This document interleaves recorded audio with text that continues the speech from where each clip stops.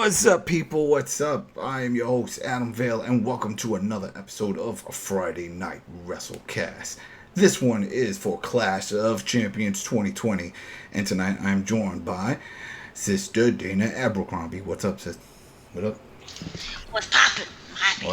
What's poppin'? We got Ricardo Negron How's it going, everybody? and Richard Bailey Jr. Yes, good evening, ladies and gentlemen. Is everybody hyped? This is it. This is what we've been waiting for. Every title on the line. Life-changing. This is wrestling. This is what we all wanted. Not really. But damn, I want this to be good. I always want all these. I remember when they first introduced this a few years back. It sounded like a great premise, right? You know, every title's on the line. Something's going to happen. There's going to be some kind of change of hands. This should be entertaining. I don't know. That's just something that I always thought about with it. So yeah. So It's exciting. right, it should be exciting. All right. So for people just tuning in first time, whatever, just so you know, we cover the pay-per-views that usually happen on Saturday and Sunday, and we do this on Friday, and that's it. We let you know what's happening for each match. We do a little backstory for what's going on, just in case you didn't watch any of it, and that's it. And then we give a little predictions. Dana, right, is going to start off. She just gives 3 pieces of news, major news that everybody should just know what's going on, and then we jump right into it. All right, so Dana, what you got? I got outbreaks. Yay! So, WWE is dealing with another round of COVID-19 outbreaks that has caused training to be paused in the WWE Performance Center, and they have no idea when it will resume. What happened was NXT talent threw a party that fellow trainees attended, which led to asymptomatic transmission of the virus and then spread among those who work and train in the performance centers.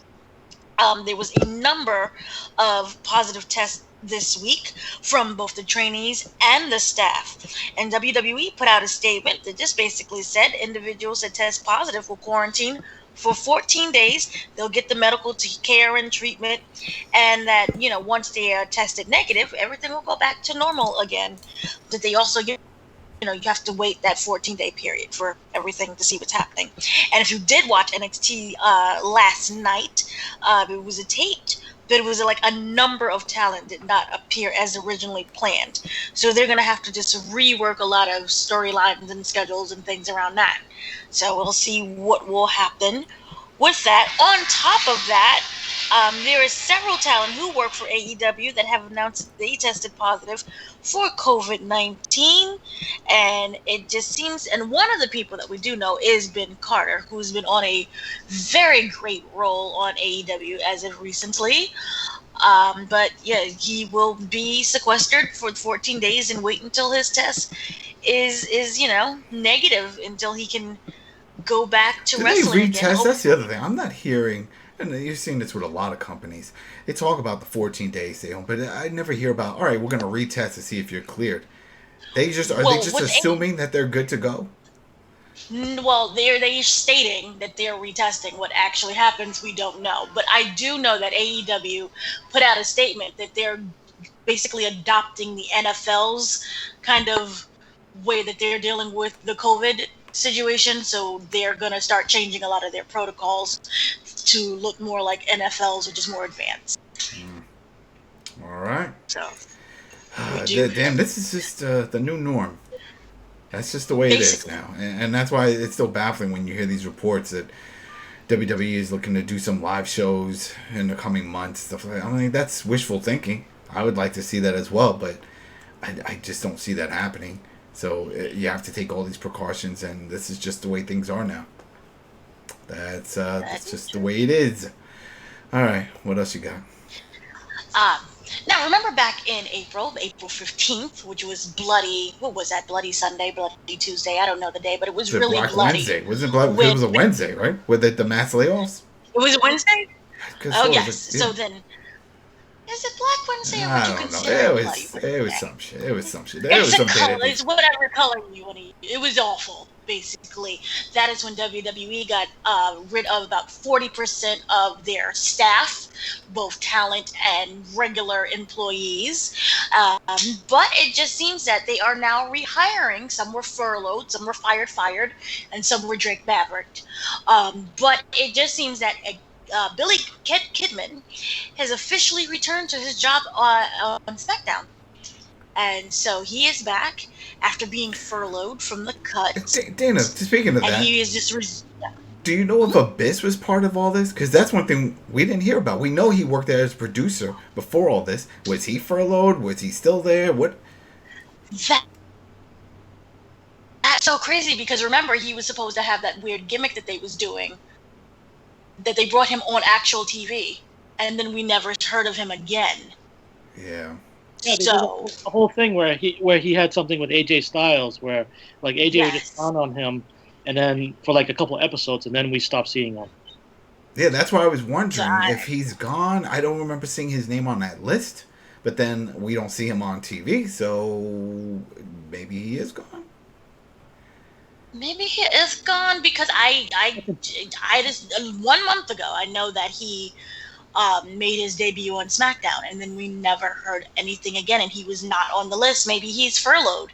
For what? Fired. I was gonna say for what it's Joseph Park, right? Yeah. Mm-hmm. He is still listed. If you look on the Wikipedia of list of WWE personnel, he is still listed under producers. So he may still be with the company.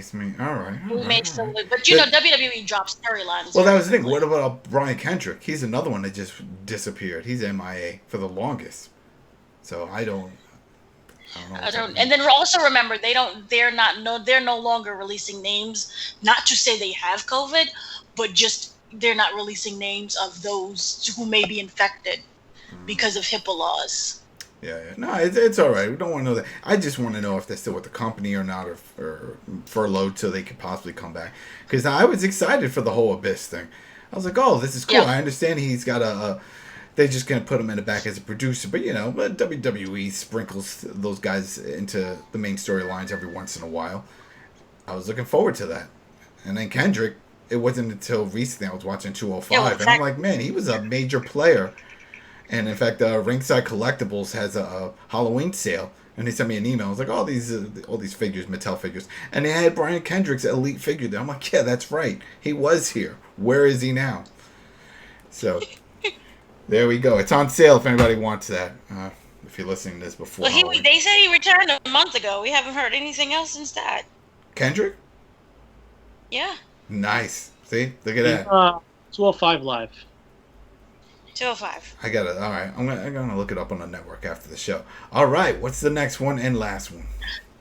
Last one we have is this is about as 2020 as you're gonna get right now. For those who don't know, The Rock is set to appear on TNA or Impact Wrestling. He is inducting Ken Shamrock into the Impact Wrestling Hall of Fame. And he will provide a video message because the whole social distancing thing, and that he is still battling COVID. So he will have his, I guess, a weird debut at Impact. So that will be really interesting. And those who are also being inducted will join Sting, Kurt Angle, Jeff Jarrett, Team 3D, Earl Hebner, Gail Kim, and Abyss.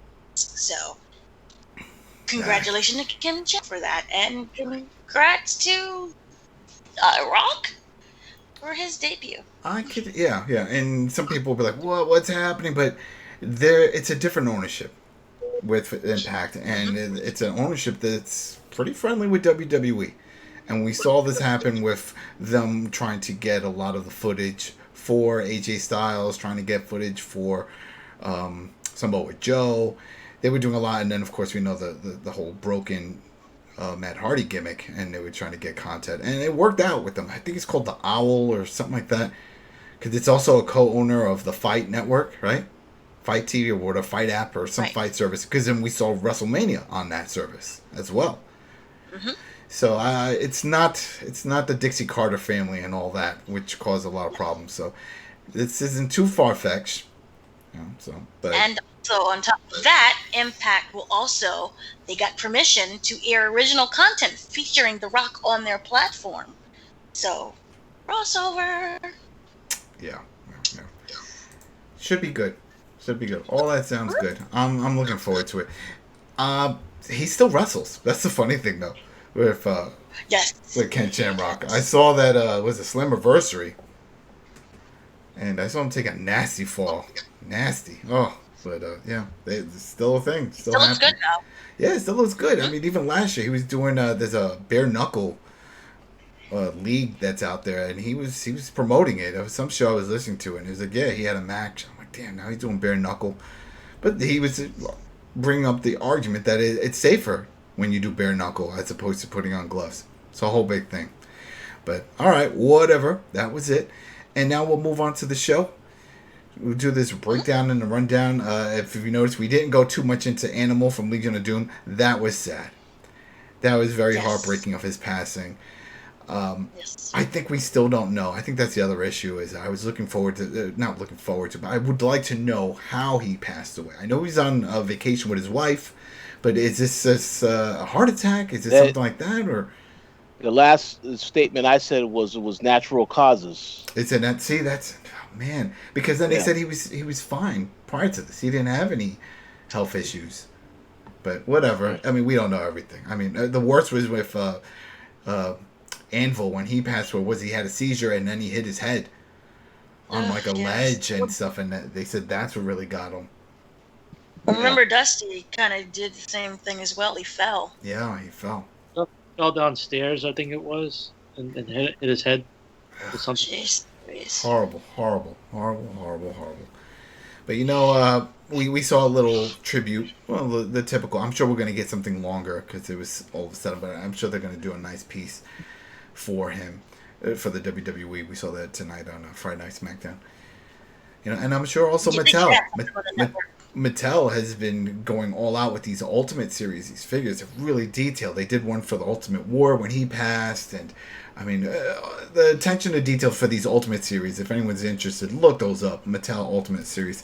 So I'm sure they're going to do something for the Legion of Doom after all this, and everybody would want them. You know, you put them up, nice little statues, very detailed work, just to remember them. That there's just one thing I want to say. We brought up the toys. Yeah, it was very sad because I saw pictures floating around online of Hawk inside the toy Hawk inside the ring with his hands pulling up the ropes to welcome in Animal. Yeah, yeah, that was very sad to see that. And then there was another picture that had all the toys in the ring of wrestlers that passed away. So Ultimate Warrior, they were all in the ring and they were just waiting for him to walk into the ring. Oh man, oh gosh. Yeah. They said the cause of death was natural causes. Say natural causes. All right, well. I do want That by the time EMS arrived, he was just dead already. I wanted to make a correction on the Dusty Rhodes thing. Is that he died of kidney failure. He had fallen, but it was kidney failure. It was kidney failure that got him. Yeah. What's really sad too, also, is hearing Paul Ellering, who was their manager, talk about this. Because I mean, he's the oldest out of all of them, and they were both gone. These young guys. That's rough. It's rough. So wish him and his family all the best. Because this is definitely a tough time with everything going on. This whole year sucks when it comes to all of this. This has been one of those years we're always going to remember. And nothing positive out of it. But hopefully we can get some good positivity and some good energy from some of these matches, some of these pay-per-views, just to uplift our spirits. And this is Clash of Champions. All the titles are on the line. These are always supposed to be super entertaining because, champions want to retain and challengers want to become the new champs. So the first match, there's 9 matches on this card. The first one we got is Bobby Lashley versus Apollo Crews. Bobby Lashley's the champion. This is for the title. Right? This is for that United States title. The new title. I don't think we talked about it. Anybody like that new design? No. No? Nobody cares? Not a fan. Not a fan? That's the thing. It doesn't have the color that the other one had with the flag and all that. And I feel that was a big part of what made it its own thing. The fact that it had that color, because a lot of these belts don't seem to have that type of color. And whatever, they decided to scrap that, and we have the belt that we have now. So, all right. So, this match, Dana, what do you think? Bobby Lashley, Apollo Crews. For those backstory, they were trying to recruit. The Hurt Business was trying to recruit Apollo Crews for the longest. Didn't happen. They eventually got Cedric Alexander from Apollo Crews' little crew that he had with Ricochet. And now they're just beating on him constantly. This is a back and forth, right? Think about it. I mean, I felt like this already ran its course. But for some reason, it's still happening. Because this belt has done like the round robin between MVP, Apollo, and Lashley. And it's like, all right, well, what's the point here? Where are we going with this? So I feel that, especially what happened with Alexander, there's more story element that should be coming from this as opposed to just matchmaking. It's like, oh, he has a title match. Well, he's had it before, and we've seen all this stuff. So what's going to happen here? And so, I don't know. Dana, what do you think? What do you think is going on with this match and this feud? Well, you already know with all of my heart and all of my soul, I don't like Bobby Lashley. I know. Friend of the show, Bobby Lashley. If you're listening, thank you. But here's what I'm going to say. If you want the Hurt Business to continue to be a viable kind of faction, and also remember the whole thing that they're doing with Retribution, which we'll get into much later because it makes no sense. But whatever. If you want them to be this strong, powerful faction, you're going to have Lashley win. And, while I prefer Crews, it just seems that right now that is the focal point, and it really doesn't have any meaning or whatsoever for Crews to win the title right now. But for the record, I can't stand Bobby. I mean, the whole point, and we always talk about this, the whole point of putting the title is to elevate the performer. That's the whole point of the title. They've done this before. They've put it on Apollo. It's done nothing. So putting it back on him will do nothing. I don't... Oh. Yeah, and it's not him. He's a great performer. It's just, we talked about this earlier off air about certain wrestlers having that it factor, having something. And I think he's lacking. Maybe he needs a manager. Back in the day, that's what they would do. If they're like, hey, this guy can perform in a ring, but everything else is subpar, put him with a manager. So it would make sense that he would jump over to MVP's crew, because MVP is a mouthpiece and he's great at it. So, I don't know. I just don't see an upside for Apollo to win this for anyone. He needs a gimmick. He does need a gimmick, and that's the thing. What is his gimmick? He's just the nice guy. Right? He's the nice wrestler. The personality and a gimmick, and it's not really... Because if you look at Daniel Bryan, he was kind of like the nice guy, but he had something there that the fans really gravitated to. He was the underdog who kept fighting. And you could say the same thing with Apollo, but he just does not have any personality. Yeah, it's not... He's not connecting. He's not connecting well. And so, we'll see. I mean, you know what? This could be the time to change everything, only not because of his performance, but because of the fake cheers and boos that WWE pump through their shows now. Because if they're always pumping these cheers, then maybe when everything goes back to normal, people will be like, well, yeah, everybody cheer. Yeah, I'll go with it. Yeah, I'll cheer. Maybe, you know what I mean? Because in real life, will we hear that? I've seen a few live shows, and I'm sorry, it wasn't cheers or boos. It was like intermission. Yo, you want some beer? I'm going to the stand. What's up? You doing this? Or you going to the bathroom? All right, we can do this. Let's go. You know what I mean? It was never seen as, he just got no reaction. And that's what they always say, right? That's the worst reaction, which is no reaction. Right? You want the boos or the cheers? So, whatever. All right, Ricky, what about you? What do you got for this one? I feel like this match should have been on the pre-show. I am tired of, I'll say this, I'm not like Dana where I'm going to, beef over Bobby Lashley. Bobby Lashley deserves the spot that he's in right now. United States champion and everything. And Apollo Crews also, he's very talented. There's something missing with him, but he's very talented. And I felt like people had more support for him when he was feuding with Andrade earlier this year and won the United States Championship. It was happy for him and all that. But he lost all that momentum after that. Been feuding with the Hurt Business or members of the Hurt Business since June needs to end.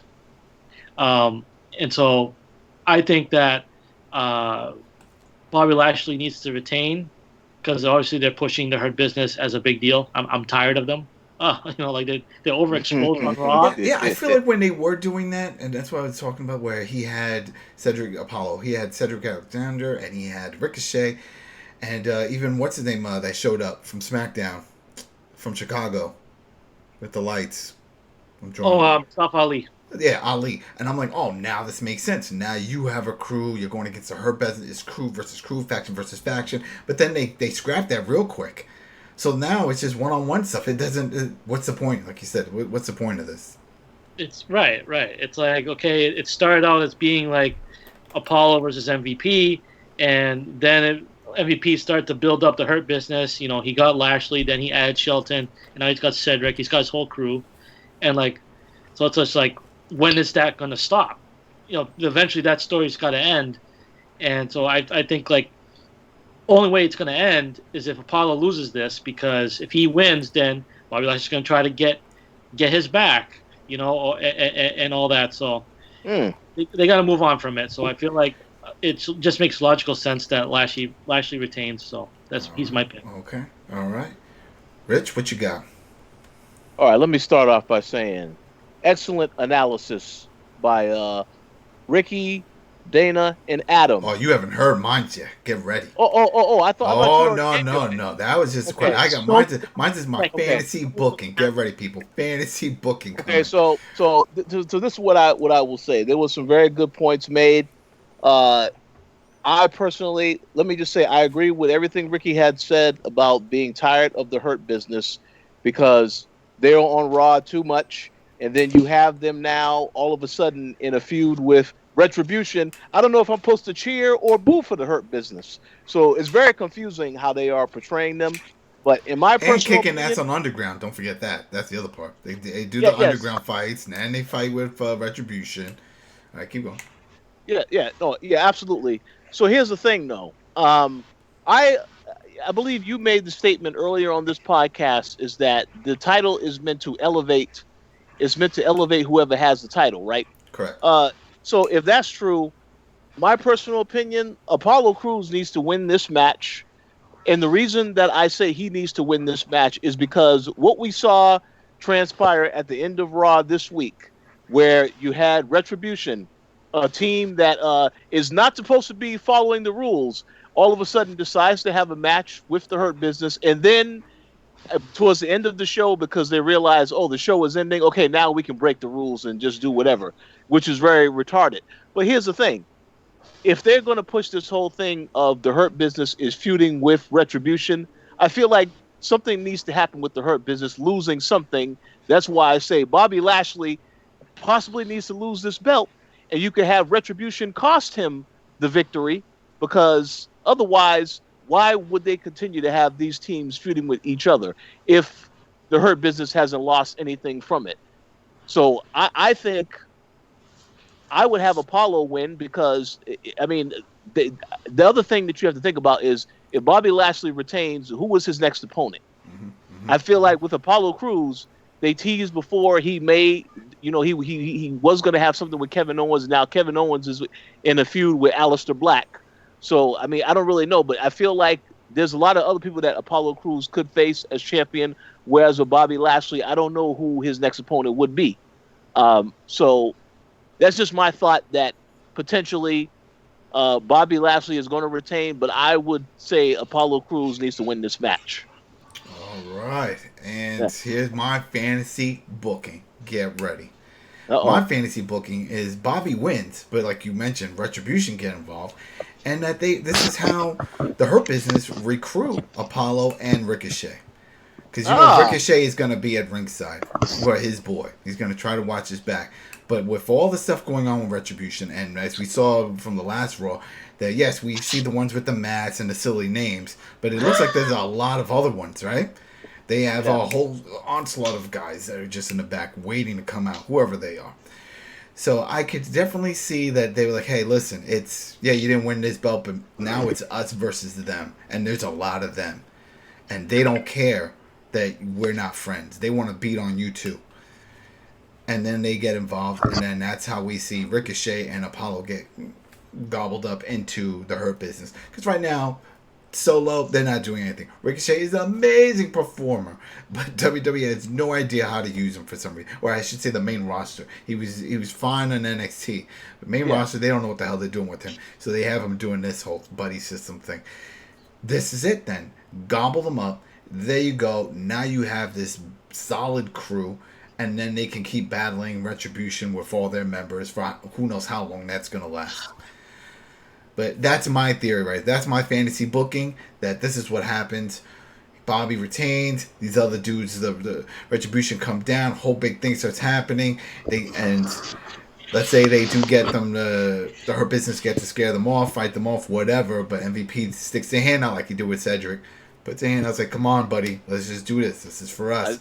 So this is like, enemy of my enemy is my friend. Exactly, yep.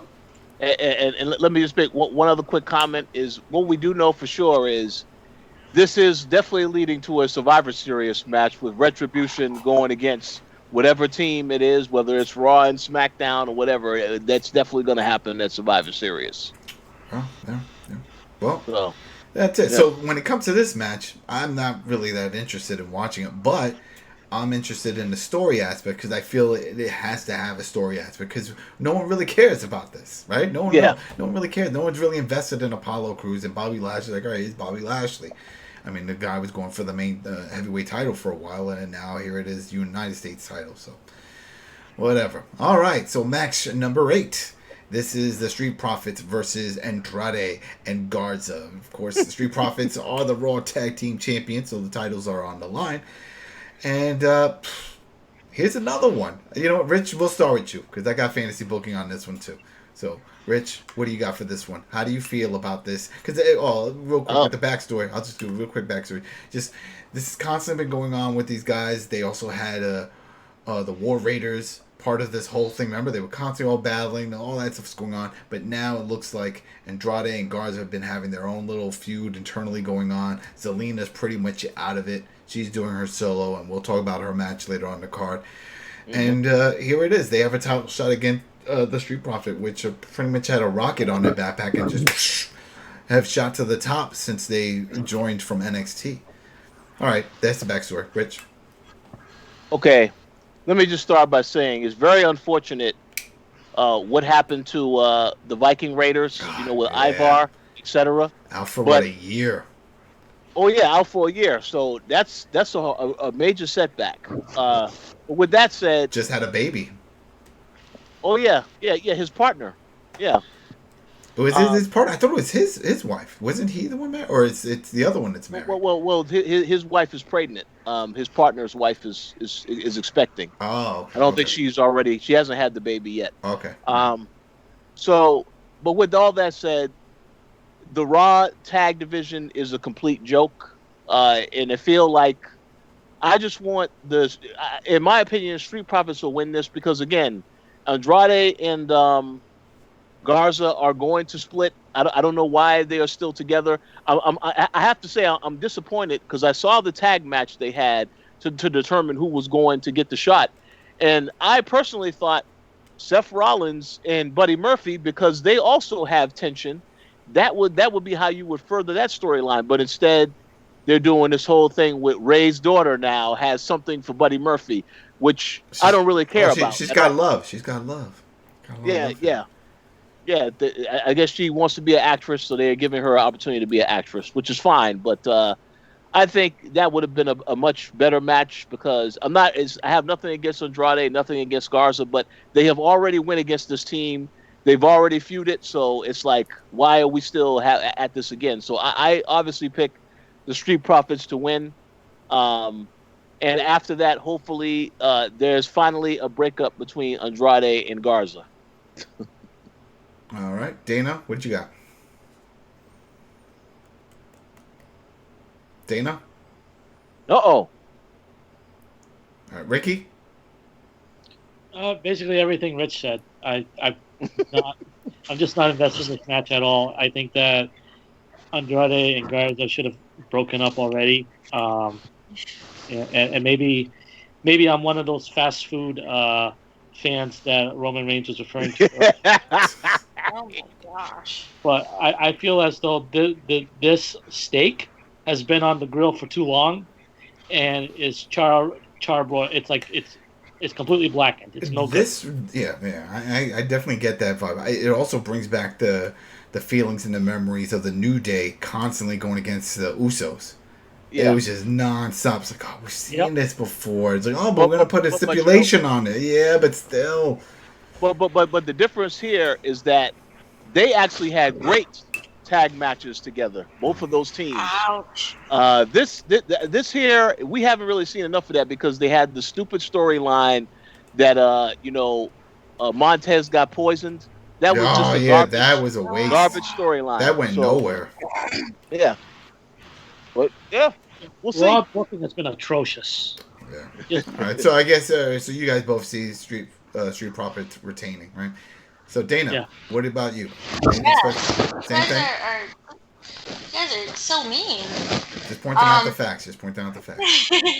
Are you really not excited for the 19-year-old and the 32-year-old relationship that we're gonna get with Buddy Murphy and the dog? Hey, 19 is legal. Come on now. Come on now. Yeah, I don't care. And the thing is, I don't think that they've kind of booked it right because it seems like every other week the Andrade and whatever Garza, what's his name? I forgot. Yeah, Garza. They keep breaking up. So to have them broken up after this whole thing, it still doesn't mean anything because they've been broken up and together for so long. So I just don't really care. And I know you guys are saying, it reminds you of the whole New Day Uso thing. And yes, even the New Day Uso thing got tiring after a while, but at least it had some kind of personality to it. And this doesn't really seem to have that. So I'm just not as excited. And I don't care who wins because it doesn't seem to go anywhere. Yeah. All right. So we'll put you down for the Profits. Why not? Same here. Yeah, there you go. Actually, Profits. All right, there you go. So, same thing. I'm going with the Profits. I think Andrade and Garza, they're going to break up. It's leading to that. But then the problem is, what do you do with them? If they break up, what do you do? They're going to keep feuding. They're going to do that to everything. They've done it before. They've already had that. I have an answer. The WWE draft is coming up soon. So you send one of them to SmackDown. There you go. Yeah, you could do that. You could definitely do that. For a while, I thought of doing something interesting with Andrade. Because for those who don't know, he used to wrestle under a mask over in Mexico and in Japan. I was like, well, throw him under the mask every once in a while, and then he doesn't have the mask, and it's like an alter ego. And he just like, I don't know, just to spice things up for him. But it's a Bray Wyatt. Yeah, like a Bray Wyatt situation. Definitely. So I figured that might be fun to do with him. But that's my only concern. What do you do with them if you break them up? That's why they were put together to begin with. Because you want to elevate both of them as a team. But then it hasn't really worked out. They're not a legitimate tag team. And so then now you're breaking them up with this feud. Then what? Then they're two single competitors. And then Zelina looks like she's out of the picture.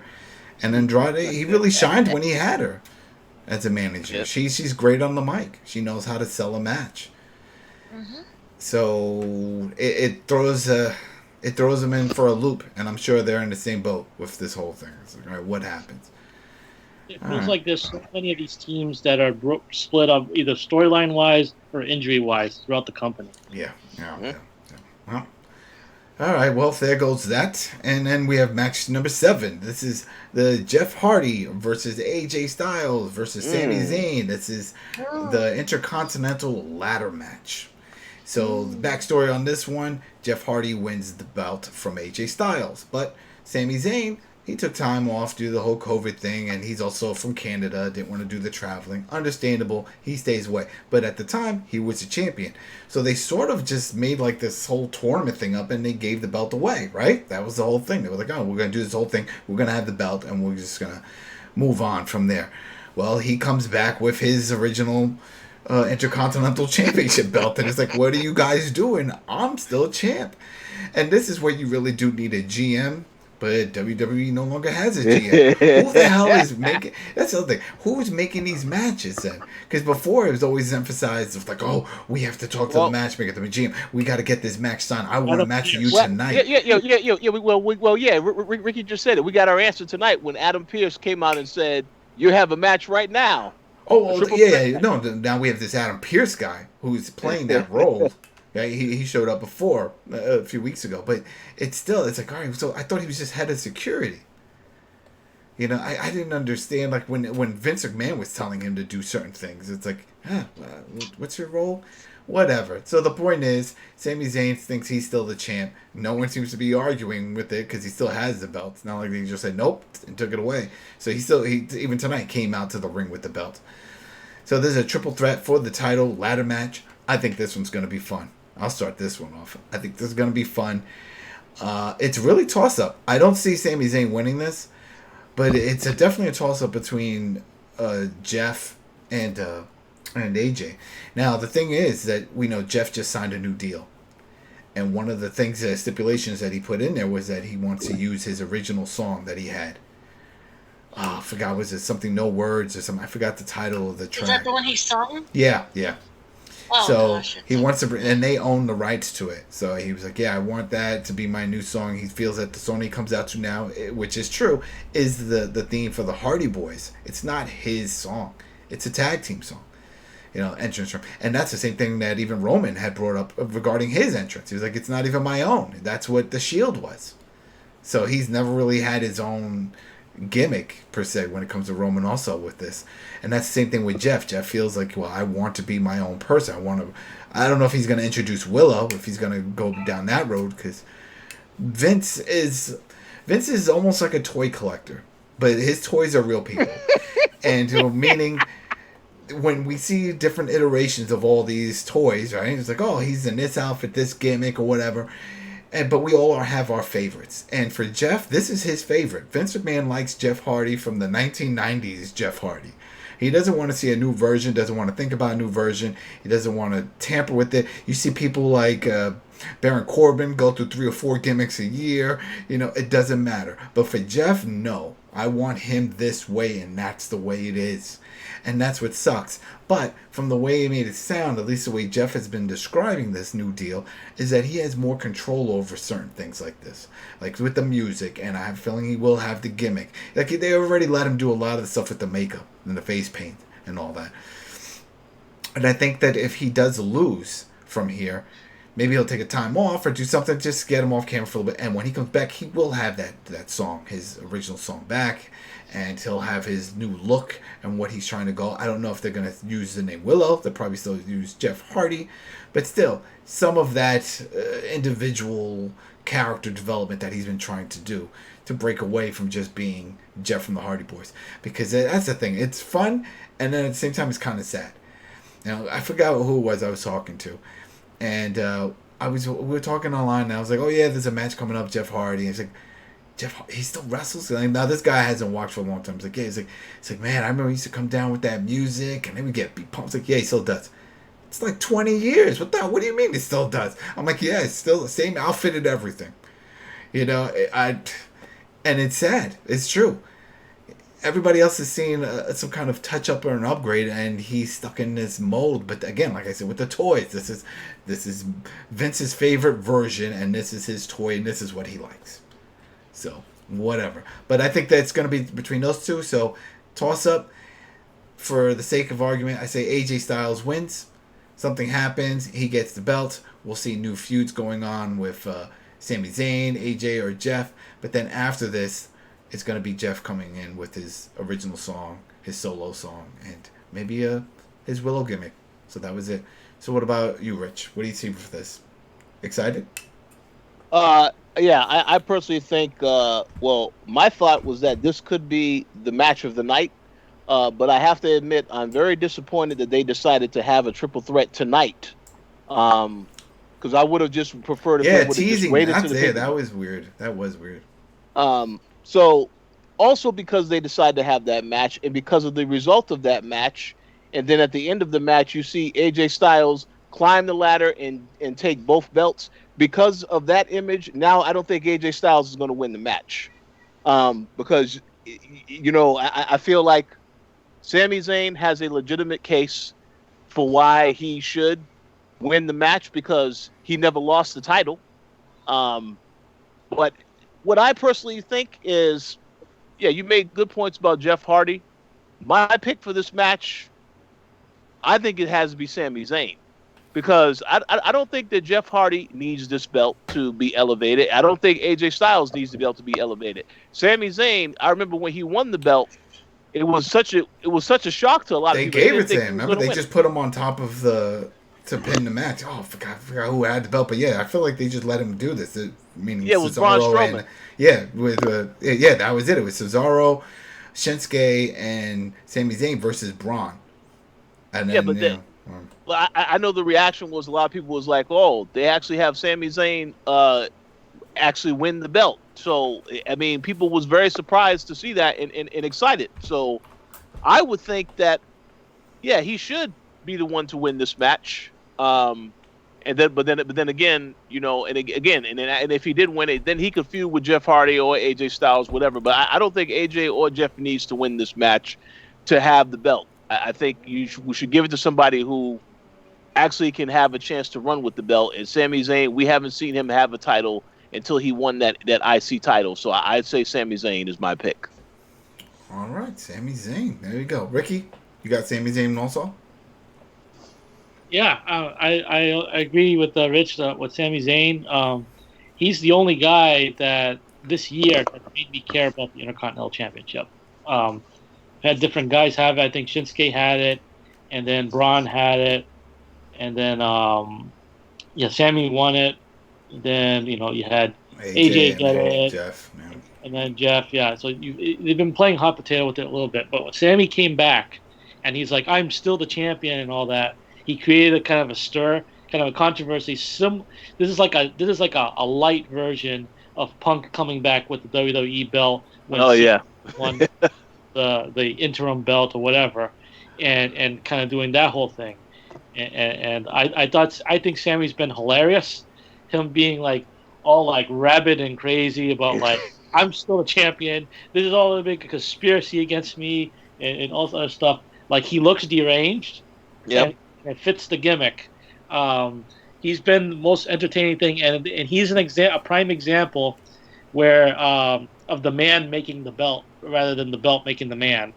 Because a lot of people, like the Intercontinental Championship has a long, prestigious history, but I'll say that ever since the days of like after WCW was purchased and the roster got a lot bigger, there was a lot. The Intercontinental Championship to me didn't mean as much as it used to. It felt like like it's no longer the workers' championship, that kind of thing. But Sami makes it. It feels like him trying to stake claim to it makes it matter.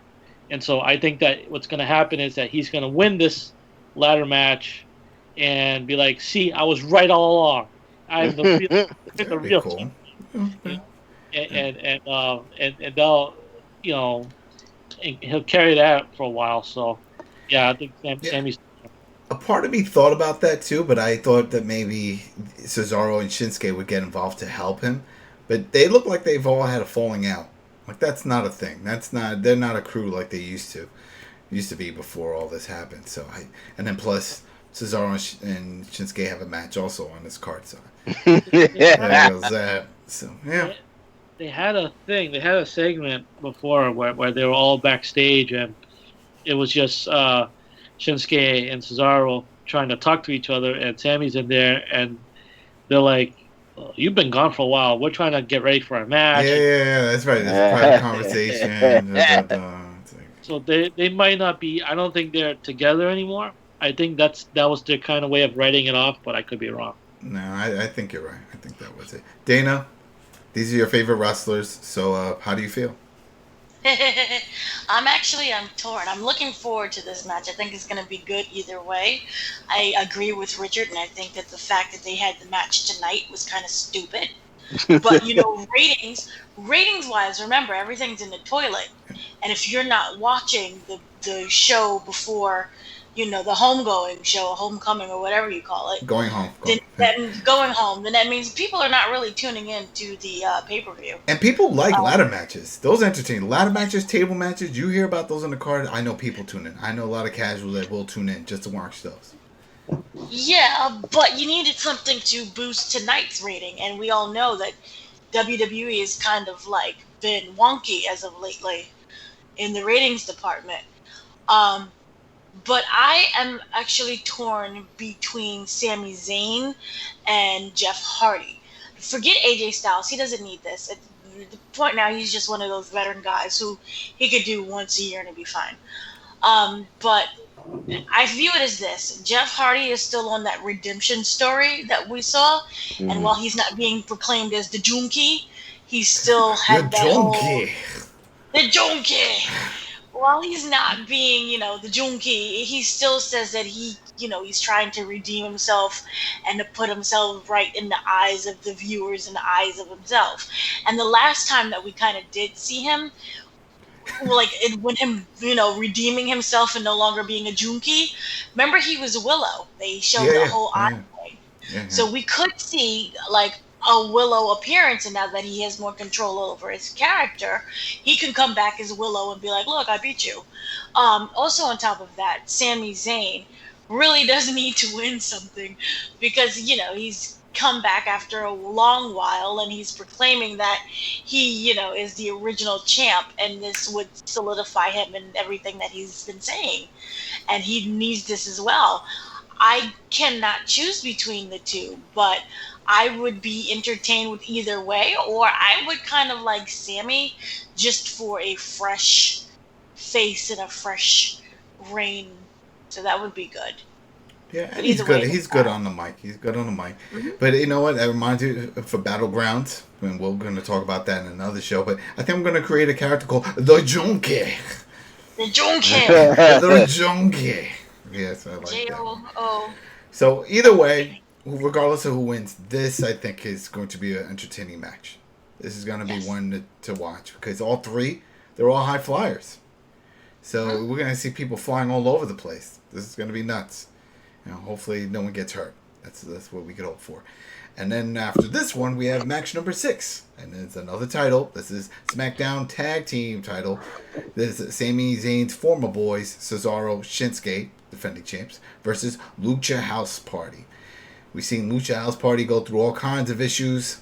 Kalisto is trying to keep things together, and they sort of been hinting that we may see, I think it was Dorado maybe going solo or trying to go solo. They were just getting frustrated. They've been having some losses, but it's been like that for the longest. I feel like I don't remember any major wins that the Lucha House Party has ever had. Think about that. Like they formed in 205 Live, and now it's fine, and they were winning when they were doing those type of things. But when it comes to anything major, 205 Live, they never made a tag team title. That was right. There's never happened. That was one of the things they were talking about. And I guess it's just fall to the wayside. No one even cares about 205.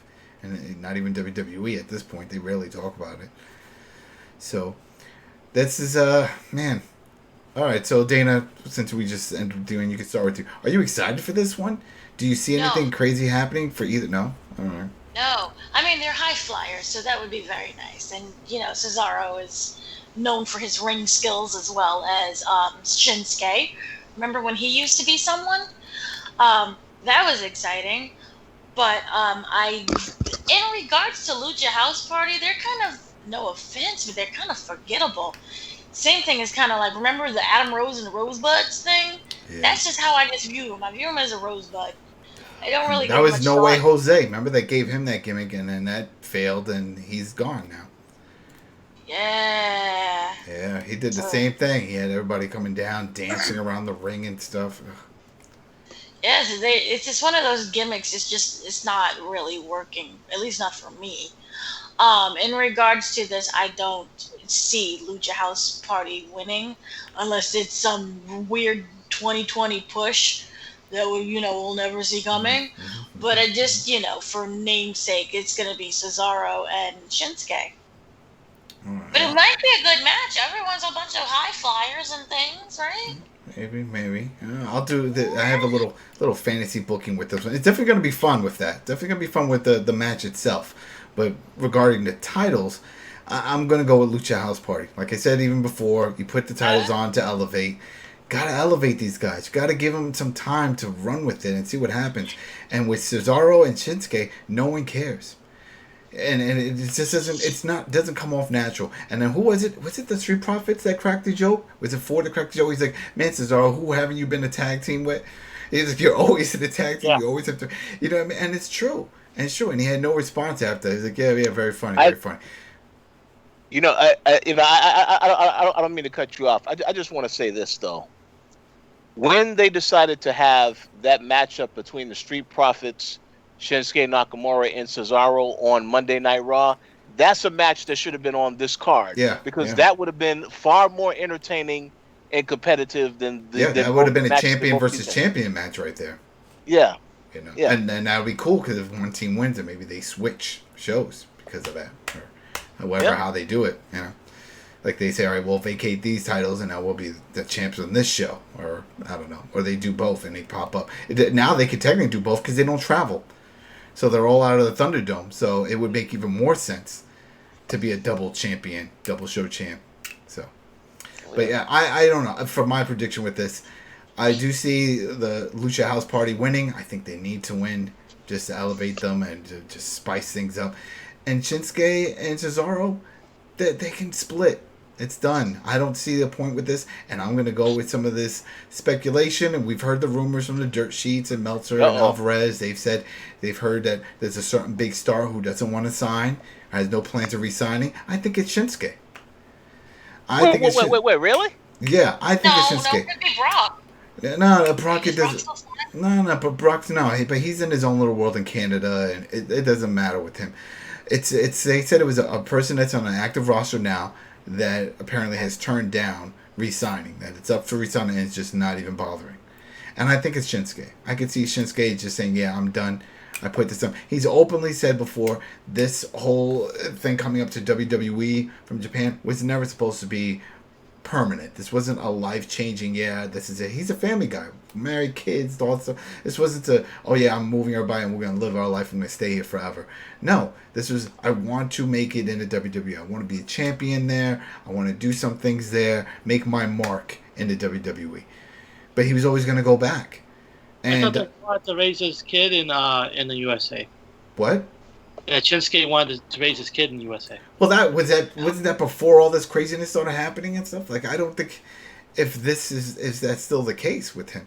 But then again, I'm not thinking that he'll just leave back to Japan. I could see him trying to do another challenge, and I could definitely see him going to AEW. I could. I can't see him. No, I can't see him in the States. Because his whole thing, the way he advertised himself when he left, and it was a big deal when he left Japan, because it was like, why are you doing this? You're a big star. He says he wants challenges. He wants to make it elsewhere. He wants to see if he could be that first big major Japanese star making WWE and make it in America without doing the typical Japanese gimmick. You know, and he was doing his own character. And that was great, and it worked. It definitely worked in NXT, and it worked for a while on the main roster, but then they sort of put him in this limbo state where it's like, all right, well, you're with Cesaro, and that seems to be whenever they're not sure with anybody, they team him up with Cesaro. Like, we don't know what to do with this guy. All right, there you go. We the people. There we go. We'll do that. You know, we don't know what to do. And then what's his name? Fucking Jake Hager. When they put him, he's like, oh, we the people. Then all right. We got Sheamus back, and he's doing some stuff. We don't know what to do. All right, you guys. All right, the Bar. You were feuding for a while, but maybe if we just tag team you guys. They're always doing that. And I think that's the same thing with Shinsuke. He's better than this. He is a singles competitor. There's no reason that he should be in a tag team. So I think they break up from this. They lose it. They go solo. And I also, in my mind, I think he's the one that's good to go from the WWE. You don't think Shinsuke is treating this the same way that European soccer players treat the MLS as kind of their semi-retirement tour? Yeah, I don't think he's ready to retire. Yeah, I don't think he's at that point yet. And it's very hard for wrestlers. We know that. Wrestlers don't retire. They never really get that urge to just walk away. They say they do, and then they come back in another promotion. They just it's very hard, very hard. It's not like the soccer players. We see that constantly. They'll come down here. We saw it with Pirlo and Lampard. I mean, there's so many. The list goes on. They show up here when there's only like 2 or 3 years left. They do some stuff. Sometimes it's quality, like with Henry, and sometimes it's not. But yeah, I don't think it's gonna happen with here. I think this is it. I think he's going to ride this out and then see what's up with AEW. If not, he'll go back to Japan, and he knows, especially now with what's going on, they need big stars. Everyone's looking for big star. Shinsuke is a massive star. WWE don't portray him like that like they used to, but he is a huge star. No. You know, and that's the shame here. That here it is, this massive star, and then he gets thrown into this tag team. He should always be a top main event singles competitor. Always. 100%. If he went back to New Japan right now, he would be one of the absolute main guys there. First day. Yeah. Oh, and especially with all the issues they're having with Bullet Club, and now with the champion over there, Bullet Club, and no one really cares about him, and this whole thing. They lost a lot of their star power when most of them went over to AEW. You know, the Bucks and Omega and all of them. So that would be a huge get for them. So I could also see that coming up. I was like, all right, you know what are you offering me? Where do you see me going with this? Because there's nothing going on now. You know, so I could see that. So that was my thing. All right, Ricky, what about you? You jumping in on this? Yeah, I wasn't sure prior to this, but you got me thinking that maybe Lucha House probably should be getting it because, like you said, like they want us to care about them. And I guess they've been doing this whole thing with Kalisto kind of being a little bit more cocky and kind of teasing the heel turn. And so if they're going to continue with that story, I don't think that they're going to just like straight up have Kalisto go heel right away. They're going to have this thing where they'll find some success and he'll try to claim to be the reason for the success. And then once things start to fall apart and they lose the belts, then, you know, it all goes downhill from there. But, I think that they're going to just continue that. Lucha House probably has to win this. And again, like Cesaro and Nakamura are just kind of there. Not really doing much of anything. And, and remember, that was the issue they had before Sami Zayn started being their mouthpiece. And then it's like, oh, okay, now we see where this is going. And then he disappeared, and now they're just doing their things. And, yeah, it just, everything fell apart. Yeah, the whole artist collective thing. It made sense then, because it was like, we're all trying to figure out our place here, and now we're together, and we've formed this group. But with Sammy gone, that fell apart. So now they're just kind of working together. But it doesn't have the same kind of like shine that like Cesaro had with Sheamus or with Tyson Kidd or with Jake Hager, and like going back, and I agree with what you said. That's right, Tyson Kidd. Oh, I forgot about that. Yeah, Tyson Kidd.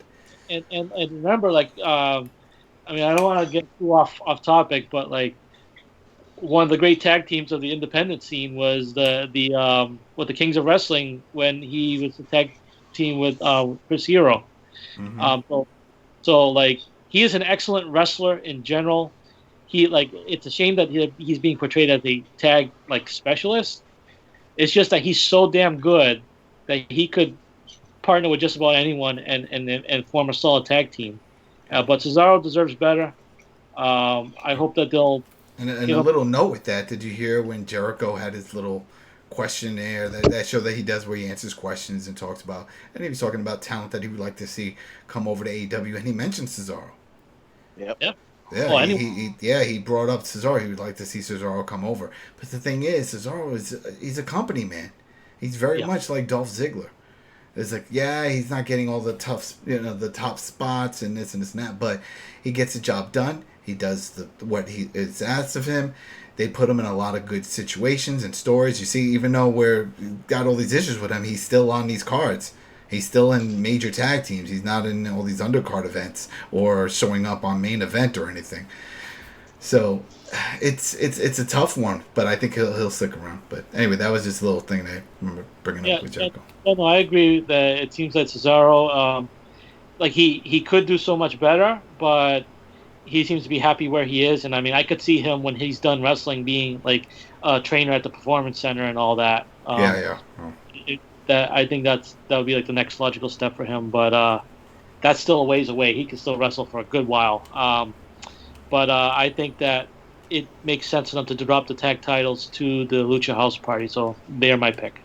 All right. And Richard. Yes, good picks. I personally am going to say that I believe that Cesaro and Shinsuke will retain. Obviously, they are telling the story of the Lucha House Party, and I do think that is at least the one interesting aspect about this match. Otherwise, I don't really give a damn about this match. And the comment about Shinsuke wanting to, continue to go somewhere else after WWE, I don't get that indication either, because I recall when I saw Shinsuke for the very first time in a match with AJ Styles that I watched with Ricky when they were in New Japan. And then the next night was when AJ Styles debuted in the Royal Rumble. And Shinsuke in that match was very aggressive. When he came to WWE, they want him to slow down his style, and he's gotten comfortable over the years just slowing it down, taking it easy. So I feel like he can't do that if he's going to go to another promotion. They're going to expect him to still be the same Shinsuke he was, aggressive and all this other stuff. That's why I don't think he's going anywhere yet. But I just feel like, he's just like Cesaro, very relaxed in what he's doing in WWE right now. And I don't really know what the plans are for him and Cesaro after they break up. I mean, they could still break up at any point because, again, the draft is coming up. And if you want to split these guys and send one to another show, you can do that. But I think for now, if they lose these belts and there's no plans for them afterwards, I'll be very disappointed, because I feel like they need something. But they certainly are better than Lucha House Party. So I personally, I would take it personal if they did lose that match. Damn. But we'll see what happens. All right.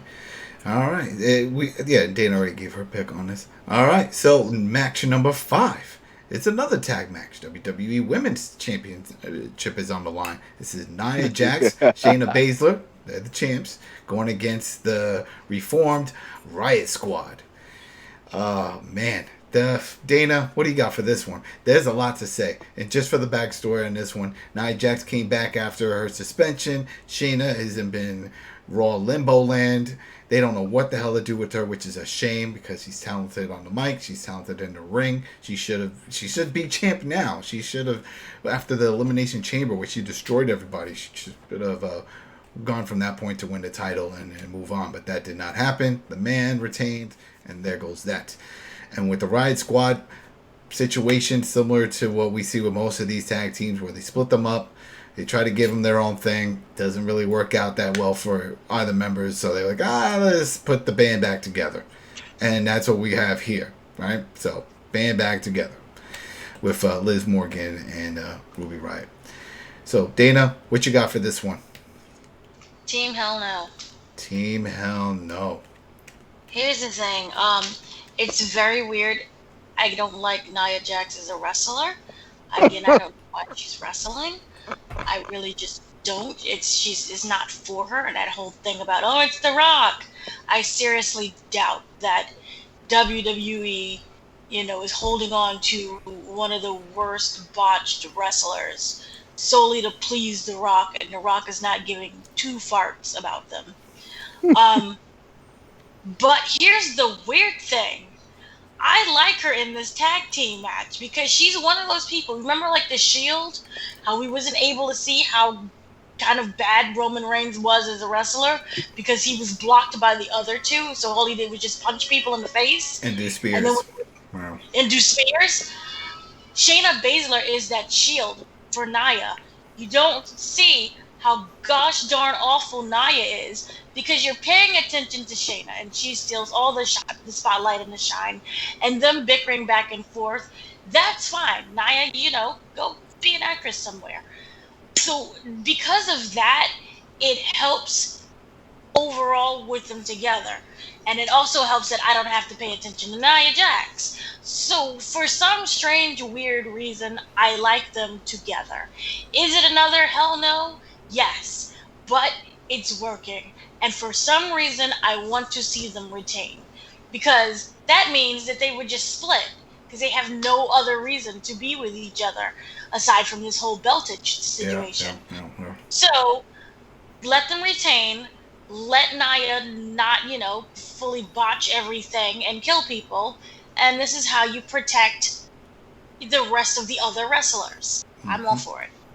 All right. Ricky. I'll say Nia Jax and Shayna Baszler.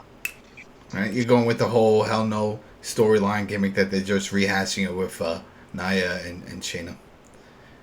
Yeah, I mean, I feel like if they were gonna give them the tag belts, that's kind of the story they want to do. I don't think they're just gonna have them like drop it after a month. So, yeah. Yeah. Mm-hmm. All right, all right. Well, I'll jump in with this because this is my whole dilemma with this. Yeah, that would be easy. That makes perfect sense. Nia and Baszler and Baszler retain. Yeah, makes sense. But you just put together the Riot Squad with this emotional promo that Ruby did in the ring, almost crying. It was very believable. Do you remember this? It was like a few weeks ago when she just apologized to Liv Morgan, talking about all the stuff that was going on and with them as their friendship, the group, all that. It was sad, but they got back together and they've been winning some matches. And I feel like here it is. If they lose, if it's a clean loss or something happens, then what? Where do they go? Where does this whole bringing back the Riot Squad? What happens? Well, it's simple. They're setting up for the Liv Morgan heel turn. Again? Like, is this gonna work? That's the issue. I don't know if these two can just roll on their own. It didn't look like they could before. That's why they put them back together.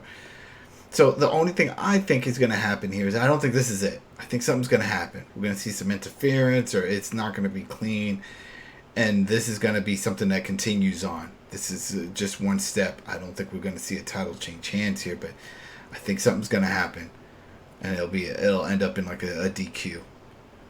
I don't know. And something about it just tells me you can't have it too clean cut only because of what they just put together with the whole Riot Squad. You don't say, all right, we're getting band back together, and then you do a show and everybody boos you off the stage. Then there's no motivation to keep doing shows because now you feel bummed. Here it is. Now they get a title shot, and what, they're going to lose it? And I'm like, shit, well, back to the drawing board.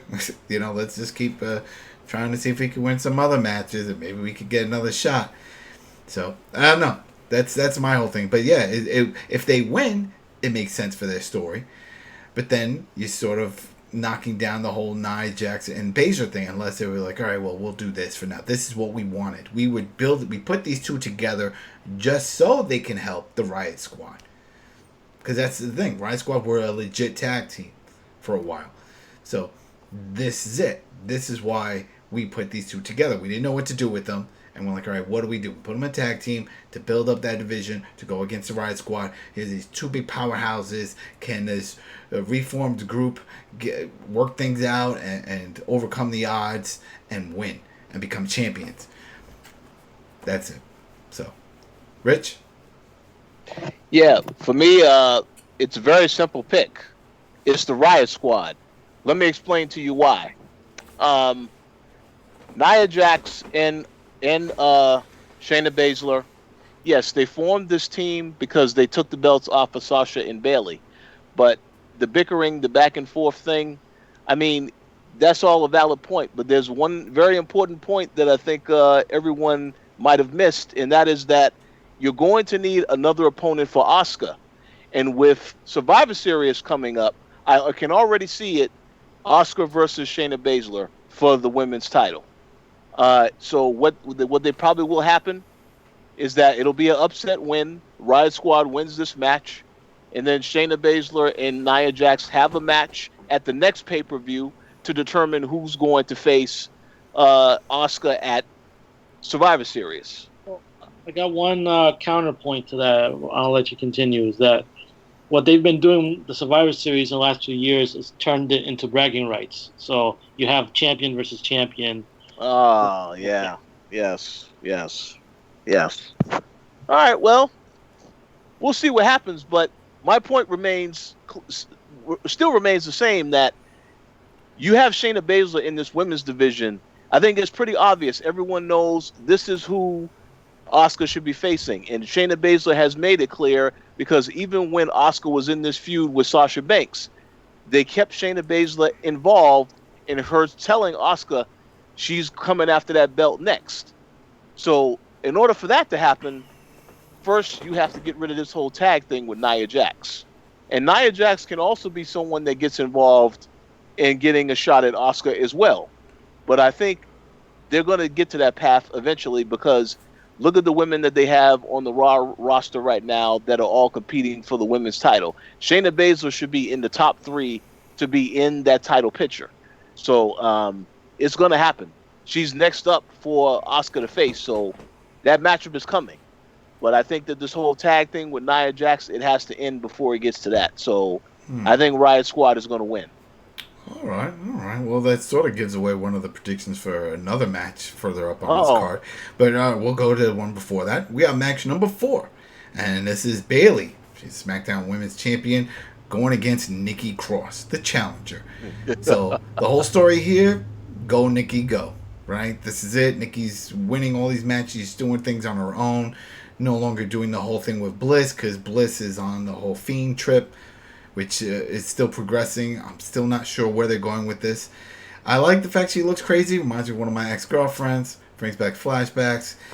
But I don't see where it's really going. Like, she's doing the Sister Abigail as her finisher in a way. But then again, these matches aren't really ending clean. She's cheating or whatever. And I see. She's getting DQ'd. Is she fully turning into another character, or is she just going to be crazy, almost like an Al Snow head moment? Where it's just, this is it. She's just going to walk around crazy all the time, and we're going to... And it's... before you jump in, real quick, when we hear the screeching sound of, they call his music, but whatever, that sound of the Fiend, is that... Are we supposed to hear that, or is this supposed to be what she hears in her head?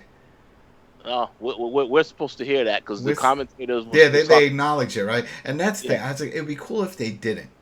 If they didn't acknowledge it, because then it's like, we're hearing what's in her head, and these things happen, and sort of like a Festus moment with the bell ringing, and he would snap.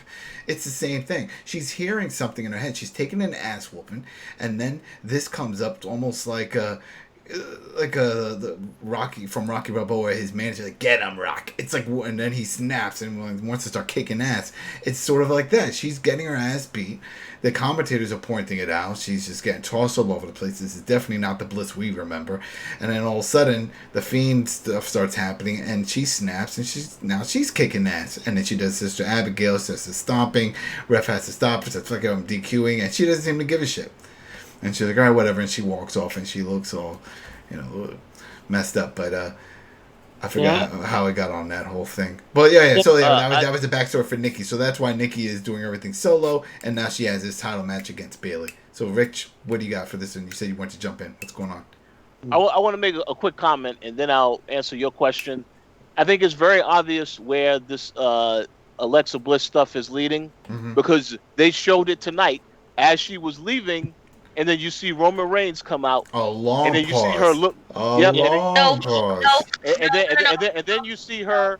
Well, hold on. Let me finish. Then you see her turn around and look at Roman Reigns for a long pause, and they kept that frame, that shot for. It felt like eternity. It was like, all right, we get it. You want us to see that she's in the back, and then they also the commentator had to acknowledge it. Do you see her staring? Look at Bliss's cold dead eye staring. Like, yeah, we get it. You didn't have to tell us that. Because that is a teaser for the inevitable WrestleMania match between The Fiend and Roman Reigns. That's what I got out of that, because they wanted to have that match before Goldberg came into the picture and decided that he wanted to get a title shot. And And that's what pisses me off, that they don't let us just, we saw that, we got it, right? We didn't need them to say it. And then the commentator still goes and says it. So they point out the fact, oh, you see him in the background? Yeah. And then the other guy's like, yeah, I wonder what she's up to. And then the guy jumps, like, well, you know why? Because he took the belt off of the Fiend. And that's her friend. I was like, fuck, don't say these. Just let us build it in our minds. You know what I mean? The viewers are 5 years old. Exactly. It's like, shit. Come on now. Right. We can see where this is going, the progression. We want to just let it go with that. We want it to simmer. It's sort of like with the whole thing with Macho Man and Hulk Hogan moment where Miss Elizabeth, once he picked her up and was parading her around in the ring, I knew the Mega Powers was over.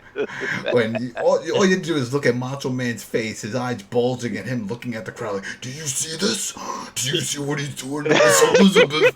Oh no. Oh no, what are you doing? What are you doing? That's my girl. It's my girl. You know, it's like, holy crap. And the funny part is that he was really like that. But that's a whole other show. All right, so, but what do you think, Rick? Richard, what do you think? What do you got for this then? Are you excited? So yeah, real fast. I think it's very obvious that Bayley wins. They've already had a match where Nikki Cross has faced Bayley, and it was the same thing. Well, it's going to be different this time. It's going to be a different outcome. So I laughed when I heard Bayley's promo tonight because Bayley was 100% right. It's going to be the same outcome where Bayley wins because everybody knows they are leading to this whole thing with Bayley and Sasha. So Bayley can't lose that belt yet. She has to have this whole feud with Sasha. So I think it's very obvious she's going to win. Now, will Sasha Banks get involved in the match? I mean, I don't know. That could happen. But, Bayley's going to retain. All right. Ricky? Yeah, I agree. I think that's like, you've had Bayley hold the belt for this long. You've had her beat Nikki Cross before. You've had her beat just about everybody. And they're still waiting for the whole thing with Sasha Banks. So they're just building up for that. So Nikki, for as good as she is just filler for this match. So I expect Bayley to retain. And to go back to your point about, like, wouldn't it be cool if the stuff that we were seeing with Alexa Bliss was in her head and it was all that. That would only work if it was being shot like theatrical style, like the Boneyard match, that kind of thing, where you knew that he was trying to do something like that. And that's what I'm saying. They could do it. They could definitely do that. They could just splice that in the feed. That's all. That's all they have to do. They could definitely do it. I agree. You know, or just make it, or just make it seem like it's there, but they're not acknowledging it. So it makes us wonder, the viewers, like, did they see that? Because the commentators aren't even acknowledging it.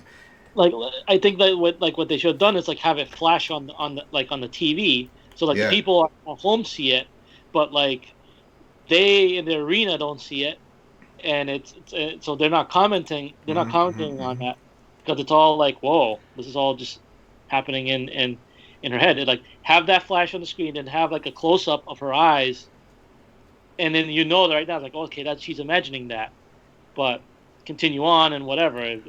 They could make it a whole complex thing, but I don't know how well they do complex in WWE. So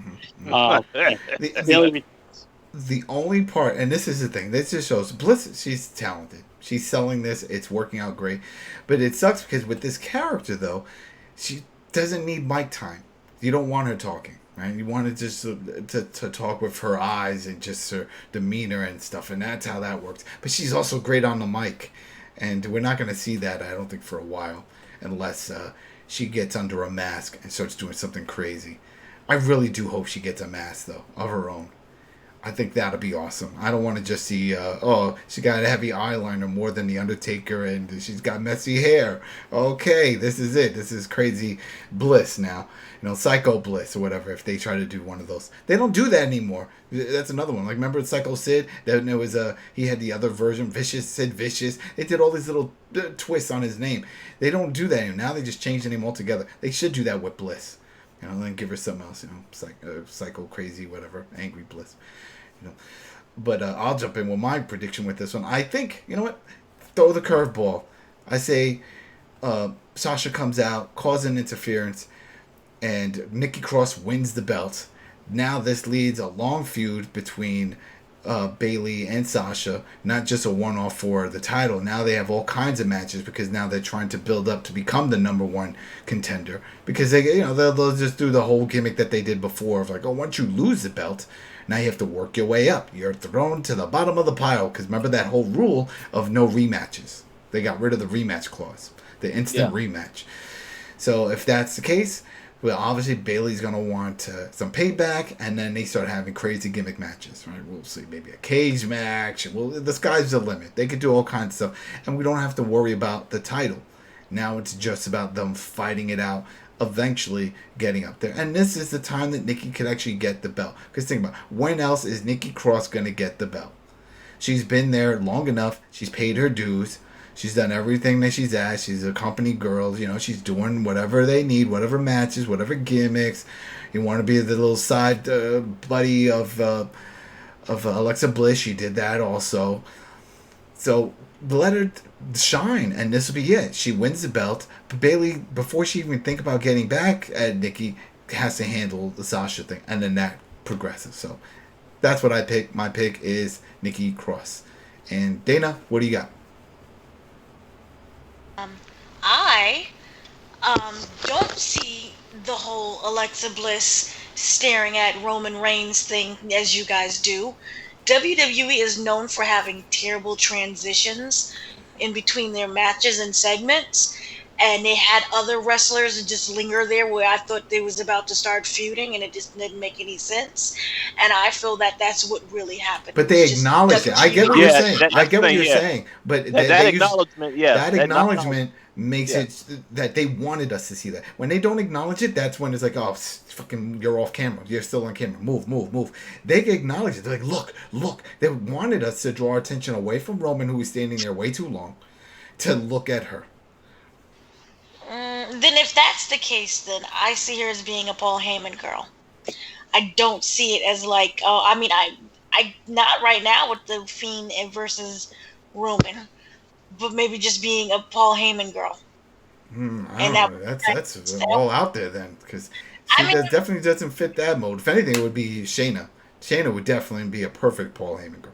I don't know. It just, you would have never thought Roman Reigns. I would have, because he needs a mouthpiece. We've talked about that. Yeah, Shayna goes with everyone that needs mouthpieces. Yeah. Mm-hmm. All right.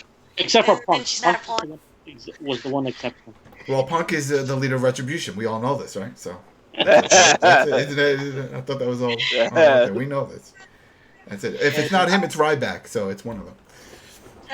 Which, little side note, he's openly said that he's coming back to wrestling. He's been working out and stuff, so he's getting ready to come back. AEW, he said. Well, he says, doesn't mean they want him. I mean, don't talk that into existence, please. And you know what? Never say never to WWE. We've seen so many people say the same thing, and they come back.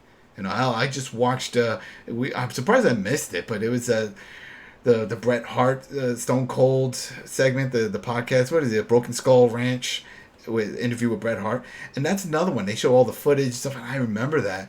The screw job, the Montreal screw job, and all that. There's no way. If you would have told me that, in a few years, don't worry, he'll be back, and he's going to be in the Hall of Fame, and they're going to have a match, and it was like, bullshit.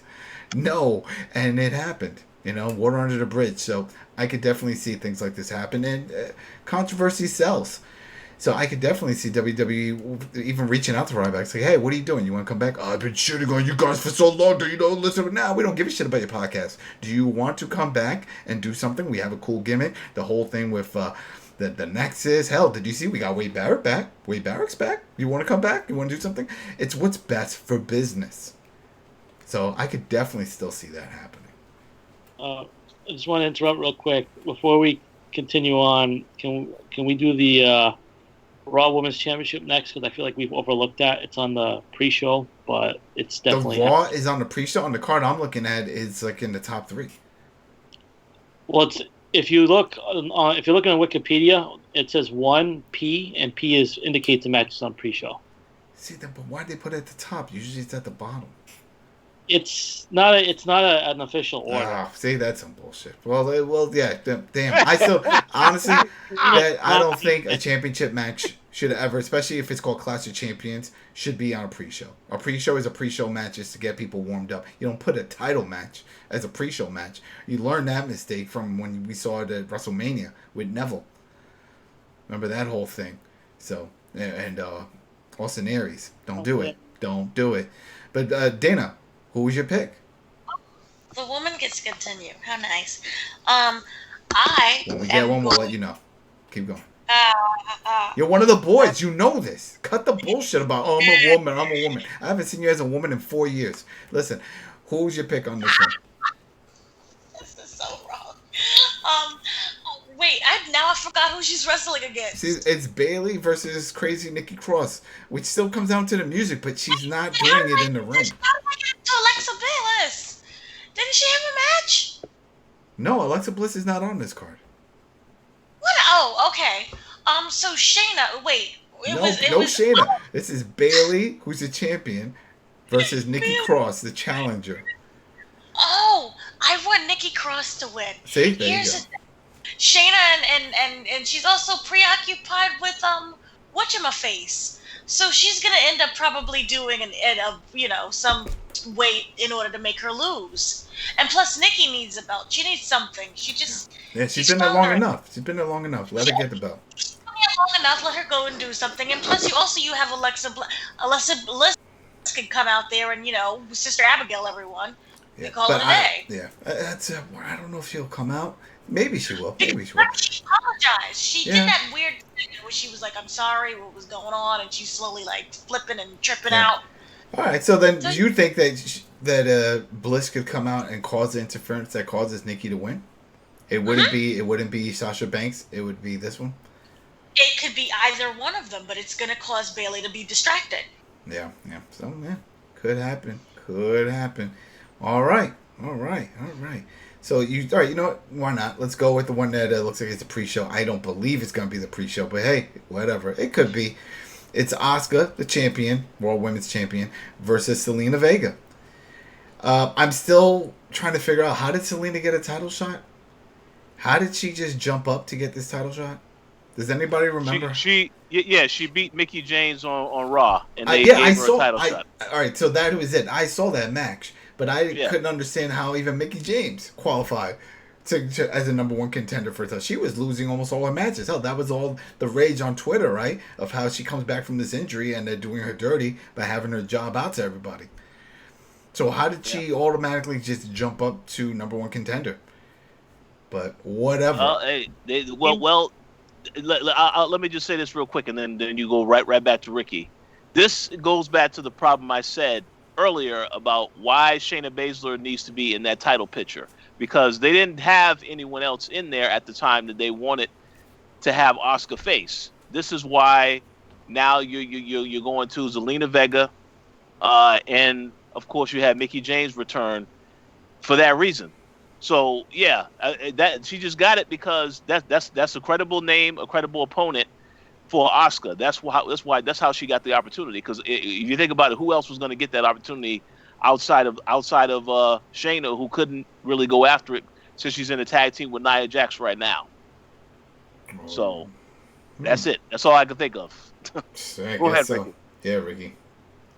Yeah. I was going to say that when you were asking about why Mickie James was in the picture, it's very simple. All they did was a small video package rehashing Mickie James' future Hall of Fame career and all that, and boom, instant number one contender right there. It's like, she used to be really good, back in the day. Here's all these highlights of her, and then here you go. Now she's in the match, and then I guess they had a very weird. The match ended in a very weird way where Mickie James didn't quit. But, they weren't sure for it was. And so I guess they had a rematch or something, and then with Zelina was just very sudden.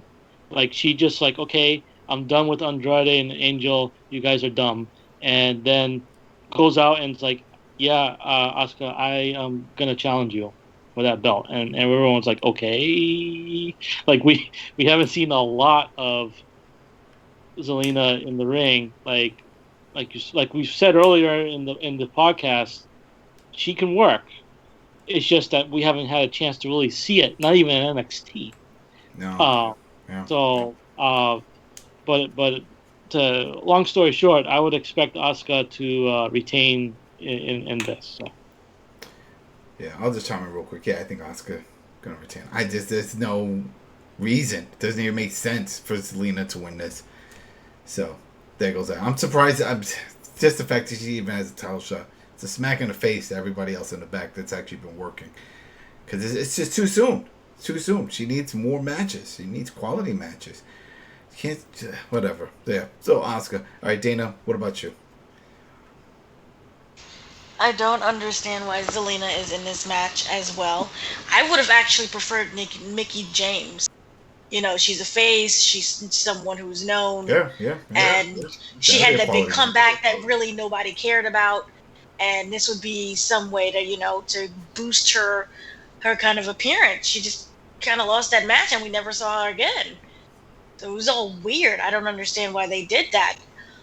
With Zelina, she's never been someone who is in WWE. She's not really known as a wrestler. The only time we kind of saw her wrestle in WWE was when she played AJ Lee in Fighting with My Family, and that was not good. So in regards to this, I see Asuka retaining because of all people, let's lose the belt to Zelina. No. That is correct. And Rich, I'm pretty sure you're gonna say the same thing. Yes, Zelina is not ready for Asuka. Man, no one's ready for Asuka. That's how she does it. I love it. They should put that on a shirt. I've seen the shirt. It doesn't say that. It's just her face on it. But yeah, that's... You know what? Now that I think about it, Ricky, I guess it makes sense that this is a pre-show. Then again, this shouldn't even be a match. This shouldn't be happening, period. I feel bad for Asuka because she's been like the MVP of the women's division in WWE this year. You know, wouldn't you guys agree? Yeah, no, yes. It's true. Or maybe this is for Asuka. Maybe Asuka has to take a trip or do something. It's like, hey, I have a flight later on that day.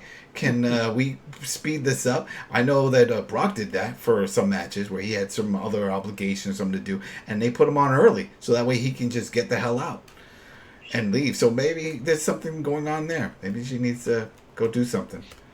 So, whatever. But then, let's move on. We got two matches left, and the question is, which one would be the main event? And I'm saying that this match will not be the main event of these two, and that is Drew McIntyre versus Randy Orton, an ambulance match for the WWE Championship. The Universal, which I hate calling it Universal, because he doesn't defend the title across the universe. He doesn't go to NXT. He doesn't go to SmackDown. So no, it's not within the WWE universe. It's just Raw. It's the Raw title. That's it. Anyway, ambulance match. All right, Rich, start this off. I know you're hyped. I know you like ambulances. You like the lights and all that stuff. They get you excited. So how do you feel about this? Are you sold on the gimmick? Are you sold that this is it? Randy Orton is going to win and Drew is going to lose now. Never going to be able to actually have the title belt in front of a live crowd, because the backstory of this whole thing is that Randy got beat by Drew, but keeps pushing, and they've been feuding back and forth with punt kicks, and not punt kicks, so the Claymore kicks and RKOs to each other. So what's going to happen? Yeah, I have heard the reports that said the reason it's an ambulance match is because it would protect Drew when he loses, because then you could say there's a reason for him losing the match. My thing is this: after watching Raw and once again seeing Drew McIntyre versus Keith Lee, which again I think that would have made a much more entertaining, better match on this particular card. Keith Lee is now not even on the card at all because he got taken out by Randy Orton. So maybe he'll show up in the match. But personally, I think Randy Orton is winning this match. Because when that attack happened on Drew McIntyre, they again keep talking about the jaw that was supposedly injured weeks ago, but it's still an issue for Drew McIntyre. And when I saw him laid out from getting beat down once again, the RKO by Randy Orton, I'm like, he's really, really selling this jaw thing. So I think Drew McIntyre is going to lose. And then they can have this whole thing where they build up to him whenever the WWE has crowds again. He'll have his opportunity once again, and then he can go ahead and get his shot at a title. Whereas if he does lose, you have Keith Lee right there as another challenger now for Randy Orton, since now he's going to have to get paid back since Orton punted him on Monday night. So, yeah, I think Randy Orton is going to win this match. Wait a minute, correction here. The belt that Drew has, that is the Universal belt, right? No, it's not. It's the world title. The Holy world title. Shit. When did they switch? Last year, when Bray Wyatt won the Universal Championship, it moved to SmackDown. Yeah. Oh, that's right. That's right. Because I was thinking, like, even the naming is wrong. That's right. All right. Yeah, because then that's Roman. Roman has Universal. Oh, they switched it. All right. Keep going. So you think, all right, so Randy Orton wins. That's what you're saying with this. Damn. All right. Ricky, you have the same? You think Randy's going to pull this off? I'll say that at first I thought that Drew would retain, but I'm looking again at the roster for Raw, and I don't see anyone else that could challenge Drew if Drew ends up retaining. You don't think Keith Lee? I mean, we've gotten that match over and over already.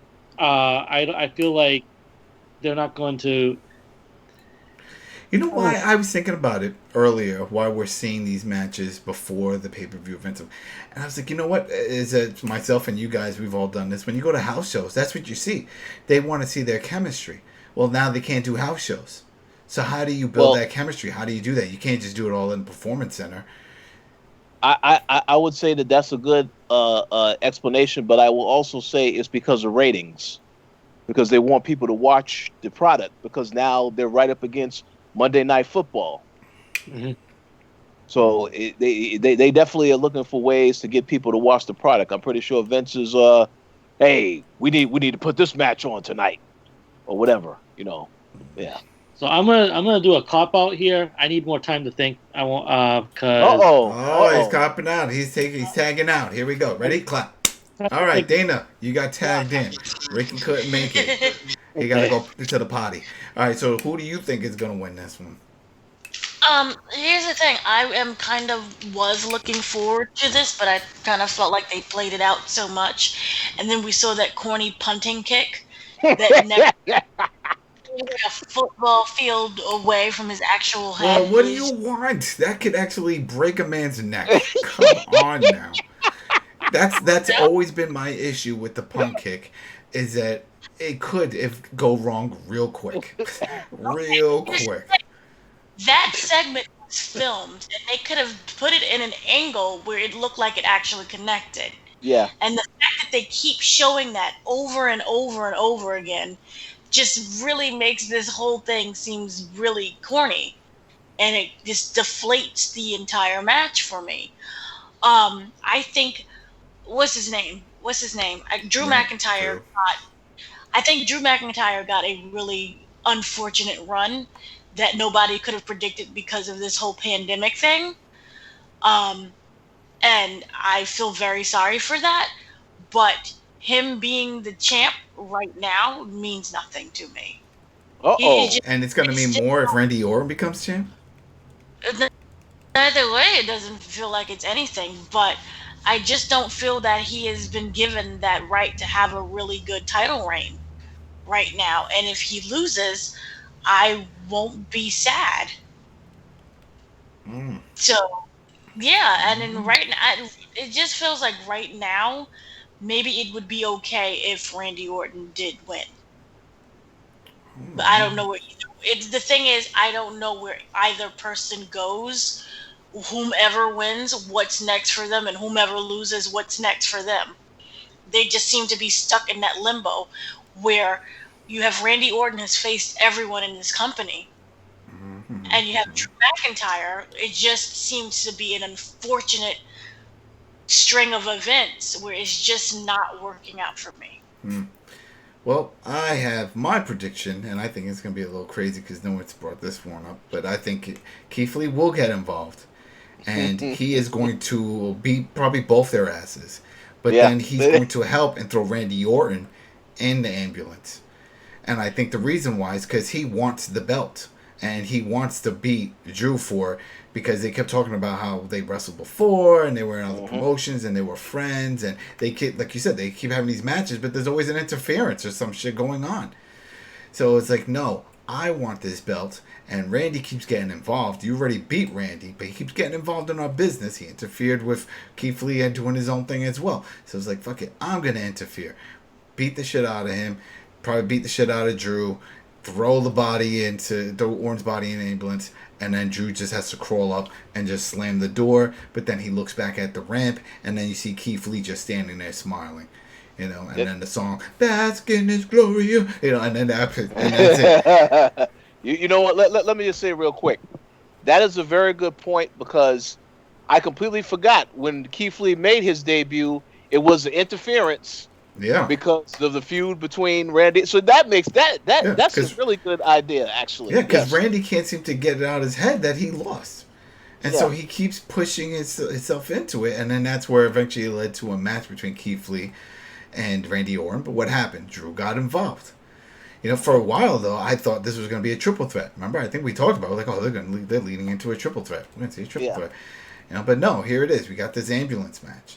And the same applies regarding of not being pinned and keeping them strong to Randy Orton. Because it's like, well, he didn't get pinned in this. He got thrown into the ambulance.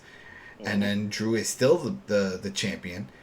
And then, then they can continue this whole triple threat type thing going on, whether they decide to do a triple threat match, or if they do the Drew build up with Keith Lee, and then maybe Keith Lee wins the belt, but then Randy is still involved. Yeah. So I think that's what's going to happen. Because if he just wins the belt, then, okay, he's the champ, then what? You know, what are you going to do? So Keith Lee's going to get involved, but Drew is still going to be pissed. And then we're going to go around in a circle again, chasing each other. So I think it just makes sense this way. Because then Randy could say, you know, Drew, you didn't even beat me. If it wasn't for Keith Lee throwing me into the... You know, it'll be some cheesy shit like that. I can see it. Yeah. So, that's true. Good point. That's it. So there you go, Ricky. You had enough time? You decided? Yeah, I think you convinced me that Drew will retain. I think it would look really weak if Drew lost by being put in the ambulance. It's a bad image for a guy that's been built up for so long at this point. And the thing I kept struggling with looking through the roster is, in either scenario, what would be next if they don't face each other? Who would Orton face next if he won the belt and Drew wasn't going after it? It would be Keith Lee. Mm-hmm. And if Drew wins and we're done with Orton, who's the next logical one? Keith Lee. So I think that Drew retains and we get a triple threat between these three at the next pay-per-view. Yeah. I can see it. That's good. That's good. Yeah. Hell in a Cell. Hell in a Cell. Yeah, that's what the pay-per-view wrapped is. around and in flames, an inferno match. Cell with the inferno match on top of a triple tier cage system, like they did in Ready to Rumble. I don't know. Would they need to bring that back? That was crazy. Remember that? That 3-tier, what's it, the Tower of Doom, whatever they called it? I do remember that, yeah. That was nuts. They threw somebody off, too. I think it was Crowbar. Who actually, or was it Canyon? Maybe it was Canyon. I remember that was a big deal when someone actually went flying off the top of that shit. I was like, oh my god. Maybe it was the second tier. I don't know if it was the tippity top of it, but that was a nutso one. I think that should be on the network. I'm going to look that up. That's a weekend, everybody. Go watch that. Because I think Sting was also involved in that. All right. And what I think will be the main event. Only because, why not, right? This is the big build-up for everything that's going on in the WWE Universe. Roman Reigns, the champion, with Paul Heyman versus his Uso, Jey Uso. Uso means cousin, right? Samoan. That's what the whole thing is. You're my Uso. This is just a regular match, right? It's just a singles match. I mean, no stipulation. Yeah, it's a title, but there's nothing. Yeah, it looks like it's just not like a street fight or anything. I'll just go first because I think this is going to be a quick one. I think it's just going to be an ass whooping. I think they're gonna. I think that is where they're going with this. If you want to, to quote the old saying, you gotta make him look strong. They're gonna make Roman look real strong, and Jey is going to be the John Cena to Brock with that whole thing. I think he is going to take such an ass whooping that maybe since there's no crowd and we can pretty much hear what's going on in the ring, Roman could say, "I'm going to put you in a bed right next to your hurt brother," or something. Got to hit some low blows or something. He's just got to kick his ass.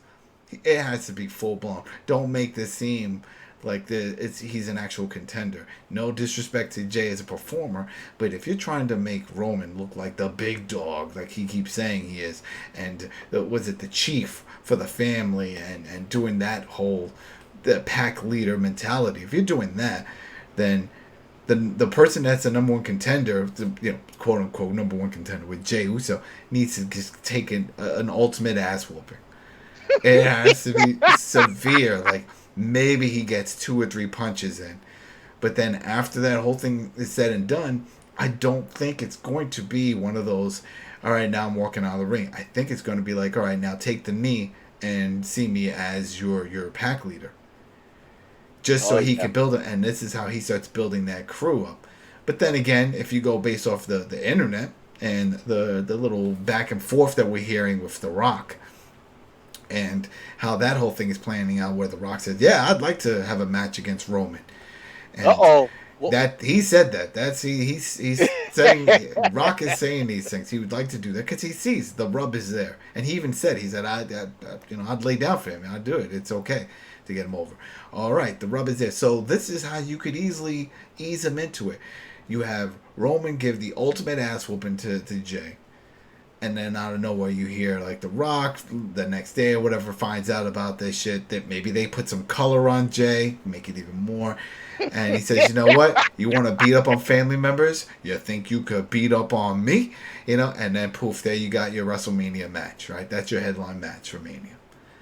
Right. So either way, regardless of what happens, Roman is winning this. But I think he's going to win this, and he's going to try to just set the tone to Jey that keep him not so much of a disciple like the way Buddy Murphy is with Seth, but more of like just fall in line and respect that I'm just the leader, and don't even challenge me again. Don't even come at me before any of this shit. And I think this was going to happen, but man, is this going to be an ass whooping, and I think it's going to be quick. That's it. A quick ass whooping. There you go. Dana, this is your boy. You got posters, Roman for life. You got 2 T-shirts and I think a pair of sneakers. I'm not sure. They could be knockoffs. Don't think WWE made them sneakers. I've seen you wear them a few times. What do you think is going to happen here? I'm looking forward to this match. And even though I know it's going to be, a whole slobber knocker fest of just beating down Jey Uso, it's nice that he's getting this kind of recognition. It's cute. I like it. But yeah, we all know that it's going to be Roman. I really, really hope that this is the night they debut his new look and his new music. That's the other thing. He did say that he does have new music and a new look. Yes, so I hope this is the night where it's like it happens. Oh, like the SummerSlam Seth Rollins with the white Power Ranger outfit? Oh, yes. That was cool. That would be very exciting, and plus you have Paul Heyman by his side, and then maybe now you'll finally understand he's a heel. Uh-oh. That'll be refreshing. Shots fired. Yeah. I don't know if it was VC. I'm telling you, I think it's... I don't know. I don't think it's going to be fully, because he's still saying that he's family. He's still acknowledging he's family. He's going to keep him. Literally. You know who else said he was family? It was Kevin Owens. Kevin Owens doesn't give shit about anybody. Kevin Owens never showed respect to anybody. He said it's all about himself and his family. Remember, he said it to Sami Zayn multiple times when he gave him an ass whoop and started power bombing him on the ring apron and stuff. He says, "I'm doing this for my family. You came up here. You didn't help me. You didn't bring me to WWE. You son of a bitch." It's like, it is true. I mean, and that's the part that's kind of weird with that, because that was sort of a shoot. Because whenever we knew those two guys from the Indies, and the El Generico and all that stuff. We knew it, but we also knew out of the two, man, KO is the one that shines, you know. So we knew it, you know. Fight Steen, fight. We don't kill him, fight. That whole thing. We know it. Kevin Steen should have won, but whatever. He should have made it up. He should have been up. Is what I'm saying. He should have made it to WWE before Sami Zayn. Whatever. But keep going, Dana. And also, Roman Reigns stated that this is a slow build and that you'll start seeing more shocking actions. Mm-hmm. Which I don't know why he would even spoil that, but maybe. Because he's going to put some color. I'm telling you, that ass whooper. That ass whooping. And you know what? When they have the crowd like we see with everybody, they should have his brother watching. They should have, maybe, if they want to go real low with the effects, have the kids, and they can point out. It's like, oh, we got the Uso family over here. You know, wife watching, kids watching, the brothers watching. Oh, yeah, watching. And then that's it. And then he does the ass whooping Roman, and then he puts his face like toward that monitor, you know, because they'll probably do a front row. And it's like, look, we're not doing, I'm the pack leader. I'm the chief. And blood squirting on the screen. That would be awesome. I would like to see Rikishi just there. There you go. Yeah, put Rikishi on one of those monitors. Have that whole family on. Hell, why not have The Rock watch? Why not put The Rock also in one of those monitors, front row? Perfect. I just want to make a comment, real quick, and then I don't want to cut you off. The video package they had tonight, where both families were talking about the feud and stuff like that, that was awesome. That right there, this stuff with Roman Reigns, this is easily one of the best things about SmackDown right now, without any question whatsoever. I also enjoy Bayley and Sasha and what's going on with that storyline, but the Roman Reigns stuff is the most entertaining, interesting thing about SmackDown right now. So, but yeah, I would love to see The Rock on a monitor, but I'm just saying, if you didn't watch that video package, if anybody didn't watch the video package they have for this to set up this match, they need to watch it, because that was great. So Dana, so you have Jey winning? What's the story? I have Roman. Everybody keeps cutting me off all the time. We just cut you off because we just have fun with you. You know. Anyway, it's going to be Roman Reigns with a new look and a new music, and Rikishi trying to beat him up. Oh, you think Rikishi's actually going to show up physically?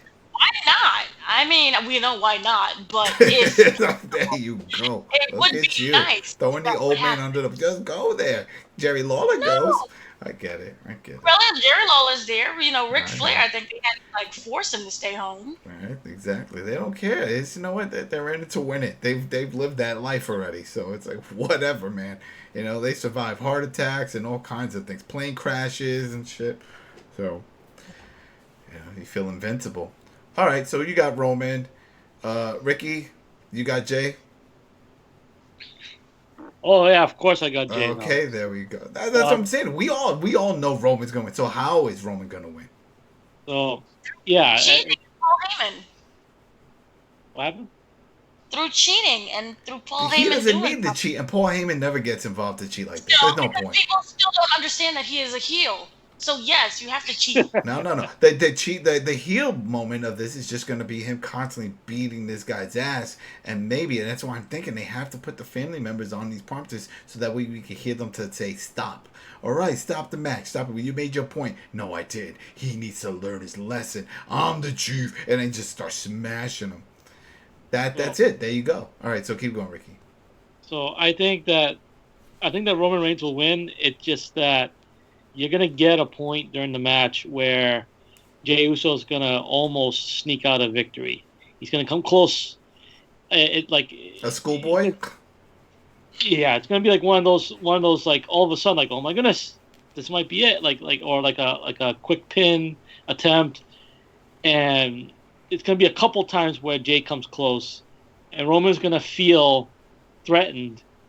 And that's when he's going to snap and really beat the crap out of Jey. And it's going to be uncomfortable to watch. You didn't get that vibe from tonight that when he got in his face after he gave him the Superman punch and he just screamed, like, this is it. You're going to get the ass whooping of a lifetime. Like, when he got in his face and he's like, you don't know, I'm the head of the table. You're going to feel it. Like, that's the vibe I got. I can understand what you were getting, and that's what I was sort of thinking before this, that it was going to be a slow burn type of match. Like, he wasn't going to go all out on him. But man, when Jey grew those cojones in the ring, and he's like, I can do it. You could have got it all wrong. I'm gonna be the. Oh no, that's the wrong shit to say, and that's it. And I see it as this, is that, and I laughed when he did the Superman punch. You know, I was waiting for that to happen, but I see it like Roman, you know, shouting at him afterwards and being like, "You're trying to take this away from my family," all that. I saw that as Roman's last warning to Jey, like, don't push me because I will really hurt you. And what's going to happen is that during the match, Jey will come close to winning, and that will be the crossing point for Roman where he will just really mess him up. He'll start, like, using the chair outside the ring or whatever. He's really going to, like I said, it's going to be uncomfortable to watch. It's a singles match. I think they can still get disqualified for some. What I'm hoping for is that with the new gimmick, with all this, which is, that's what it is, new gimmick, new music, we see some new moves.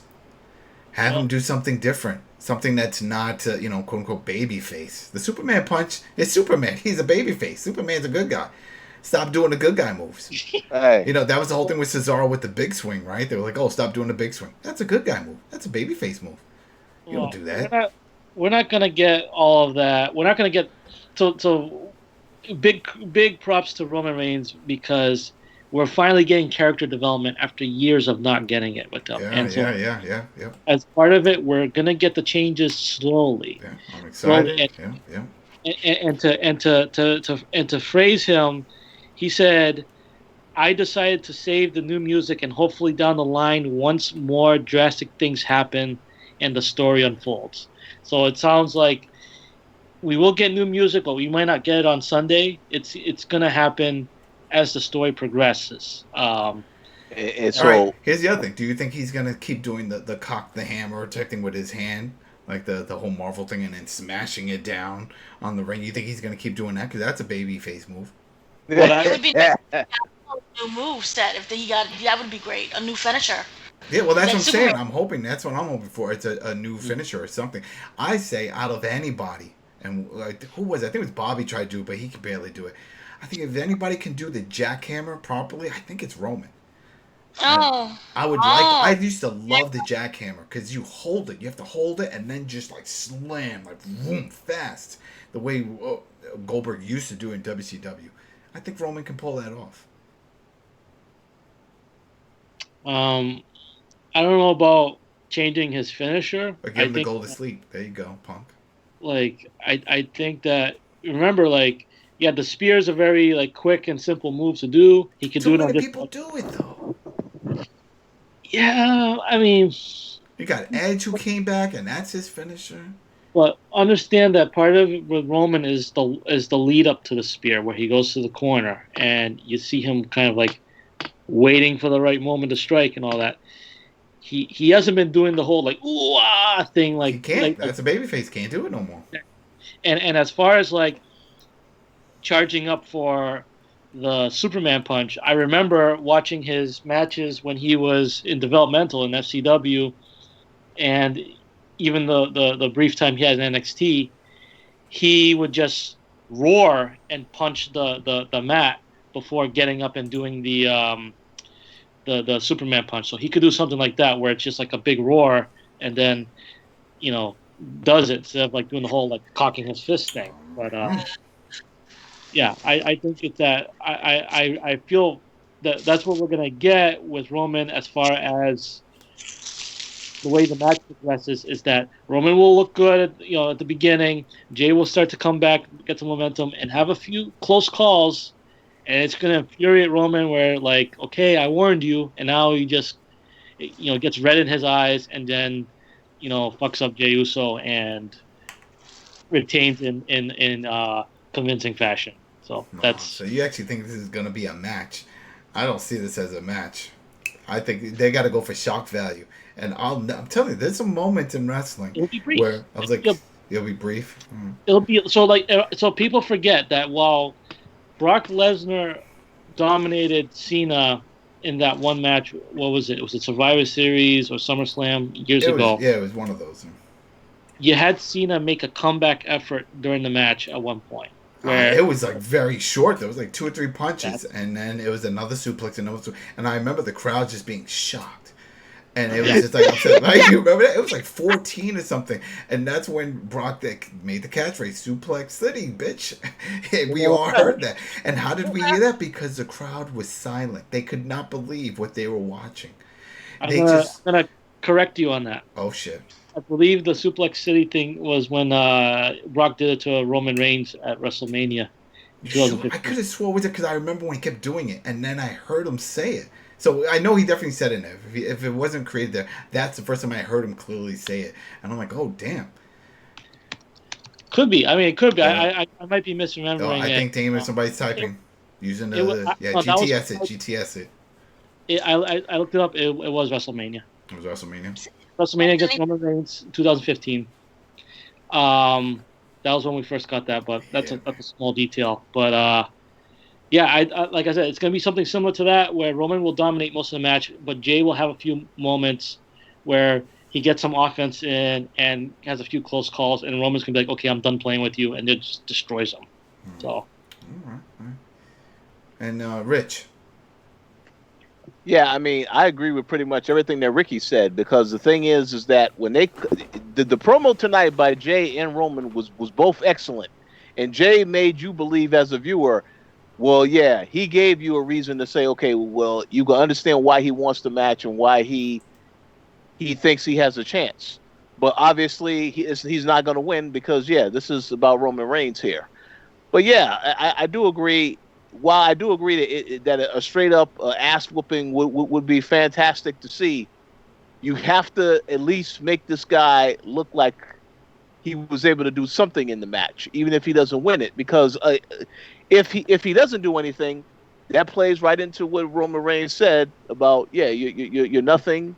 You can't overcome. You can't even have any measure of success over me whatsoever. I think you have to he has to get some type of offense in, even if it's for a brief period of time.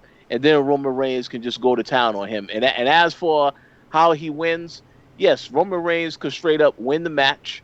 But because he got pushed over the edge, he can still beat the hell out of Jey after the match. That's at the point where you would have the family have some type of reaction to what's going on, because the match is already over. He's already beaten Jey, but now he's not done with Jey. He wants to beat the hell out of Jey. And that's where he would pull out chairs, low blows, everything at that point, because then nobody can stop it. Nobody's going to come out there and try to stop it. But yeah, that's my guess as to what's going to happen. Roman Reigns definitely going to win. Yeah. And he's going to look into the camera. He's going to be like, Adam, are you convinced now? It's like, if I see some color, then yes. And if he just ignores him, I feel like he's just going to try to put him in the fold, though. It's just, but no, fall in line. Just fall in line. Remember, I'm doing this because he even tonight when he said, I'm putting food on my table's family's table and your family's table. He keeps reiterating that there's that connection. It's not all about me, like most heels are like, I'm the best. I don't care about you. I don't need you. The Owen Hart thing. He's not pulling that. So, whatever. I think it's going to be fun, regardless of what we see. I just hope that we get some of the other theatrics around it. I hope they do the front row thing with the cameras. You could easily do it now. Back in the day, a few months ago, you had to fly people out and do all that stuff. Now we have all these monitors. So then front row, have his family. Hell, The Rock can't pop up for a 20-minute match? Come on now. I don't even think it's going to be that long. Put him on there. Let's do this. That'll be great. Especially if he just stares him down in there. They could do a great moment like that. I think that would be cool. All right. Remember, the part is that The Rock is supposed to face Roman Reigns. The what? So they can make you didn't hear this? No, it's sort of... So wait, what? There's the... Yeah, no, The Rock. Yeah, we did. We talked about that. The Rock had talked about it. He said that he wants to go against Roman Reigns. He's open to it. And then Roman Reigns said, all right, we're going to do this. Okay, so also we could have interference from that. That'll really blow people's minds if The Rock came down there and Oh, started to interfere. mm, that would be. I don't know if that's possible, especially with the Maybe whole. Maybe a yeah, little. if he's already there, then yeah, maybe. Man, that would definitely be big. That would be a talking point, and that would get things hyped. People would want to see it, but then it sort of squashes everything else going before that. But yeah, I don't know. I'd be open to that. Whether physical or virtual, I'd like to see The Rock I, I, involved. I think if you're going to have The Rock involved, I don't think it's going to be at a pay per view like this. I'm thinking about Royal Rumble January for a possible Mania match, maybe even Survivor Series. But I don't know if it would happen at this pay per view because it seems this pay per view is not considered a major pay per view when you think about all the No, other it's big not one of the big shows. four. So. Yeah, No. yeah. All right, so there you go, people. That was our rundown and predictions of Clash of Champions 2020. Hopefully you enjoyed it. Maybe you got some of the same views, probably, because some of these seem kind of predictable. But either way, it's going to be some quality matches. Thanks for listening. Thanks for subscribing over on Spotify or on YouTube. Remember, we're over at thekoalition.com. We got a bunch of content. We got Dana, she does all the entertainment editing. Rich and I and Ricky, we do games and other stuff on there. So plenty of content. And thanks for checking us out and spreading the word. All right, so we will see you at the next pay-per-view. I think that's an AEW show. Right? Yeah, it's gonna be October 4th is their pay-per-view. October 4th. All right, so we will see you then, everybody. Peace and have a great weekend.